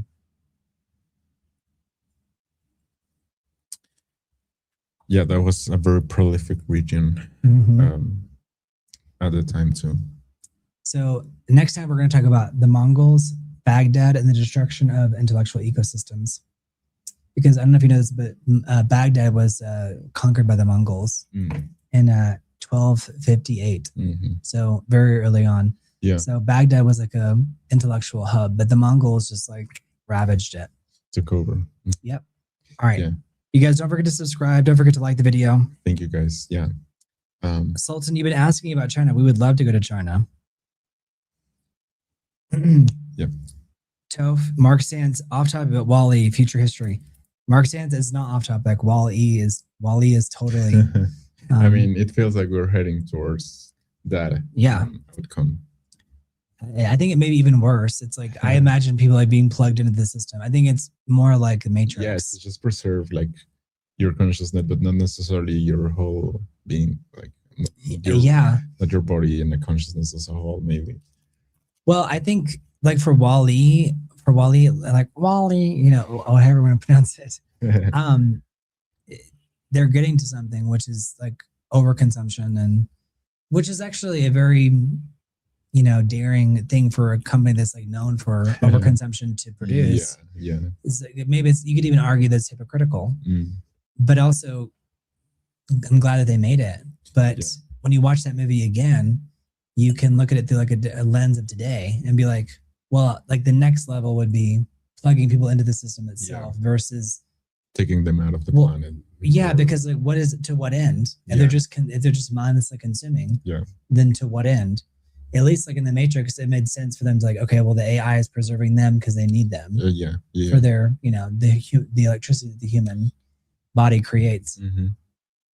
So, I don't know. I that's why the Terminator makes a lot of sense. Yeah. Because it's like, just against the humans type of thing. Yeah. So there's a lot of like with us interacting with AI, whether that's for homework or for an essay or to do research. It's like, go collect that information and deliver it to me.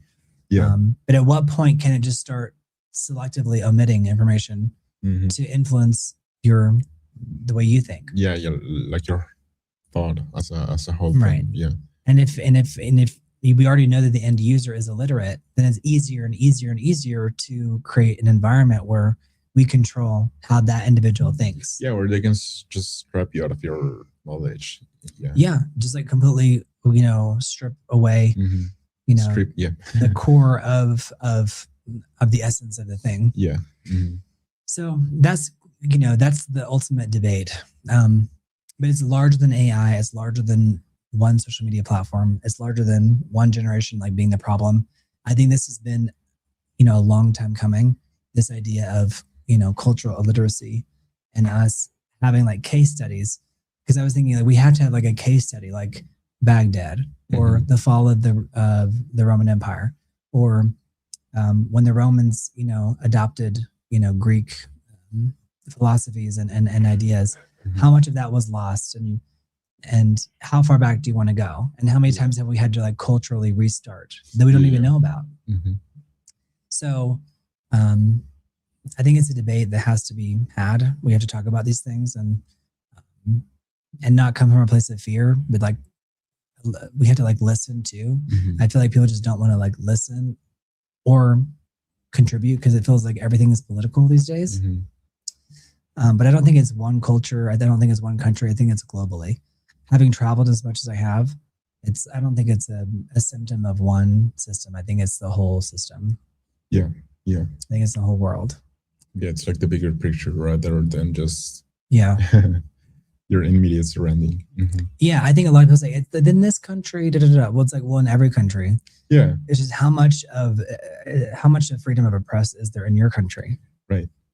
Yeah. The countries that don't have as much of a freedom of the press, they can't express some of these ideas in such an open manner without like literal consequences, like imprisonment or censorship or confinement or whatever, like really like real consequences. Whereas thank God we have freedom of speech. That's a really big deal. Yeah, because some countries they do not at all. Yeah, and it's sometimes taken for granted. So it's taken for granted, and the minute it's taken for granted is when they take it away. yeah, they take it away. Risk of it. Yeah. Yep. Yeah. All right, burning of the Library of Alexandria is next. Yeah, right, Mark Sands, exactly. All right, any last commentary from chat? Any final comments? Let us know, guys. Knowledge taken underground, right, John Scott? Exactly.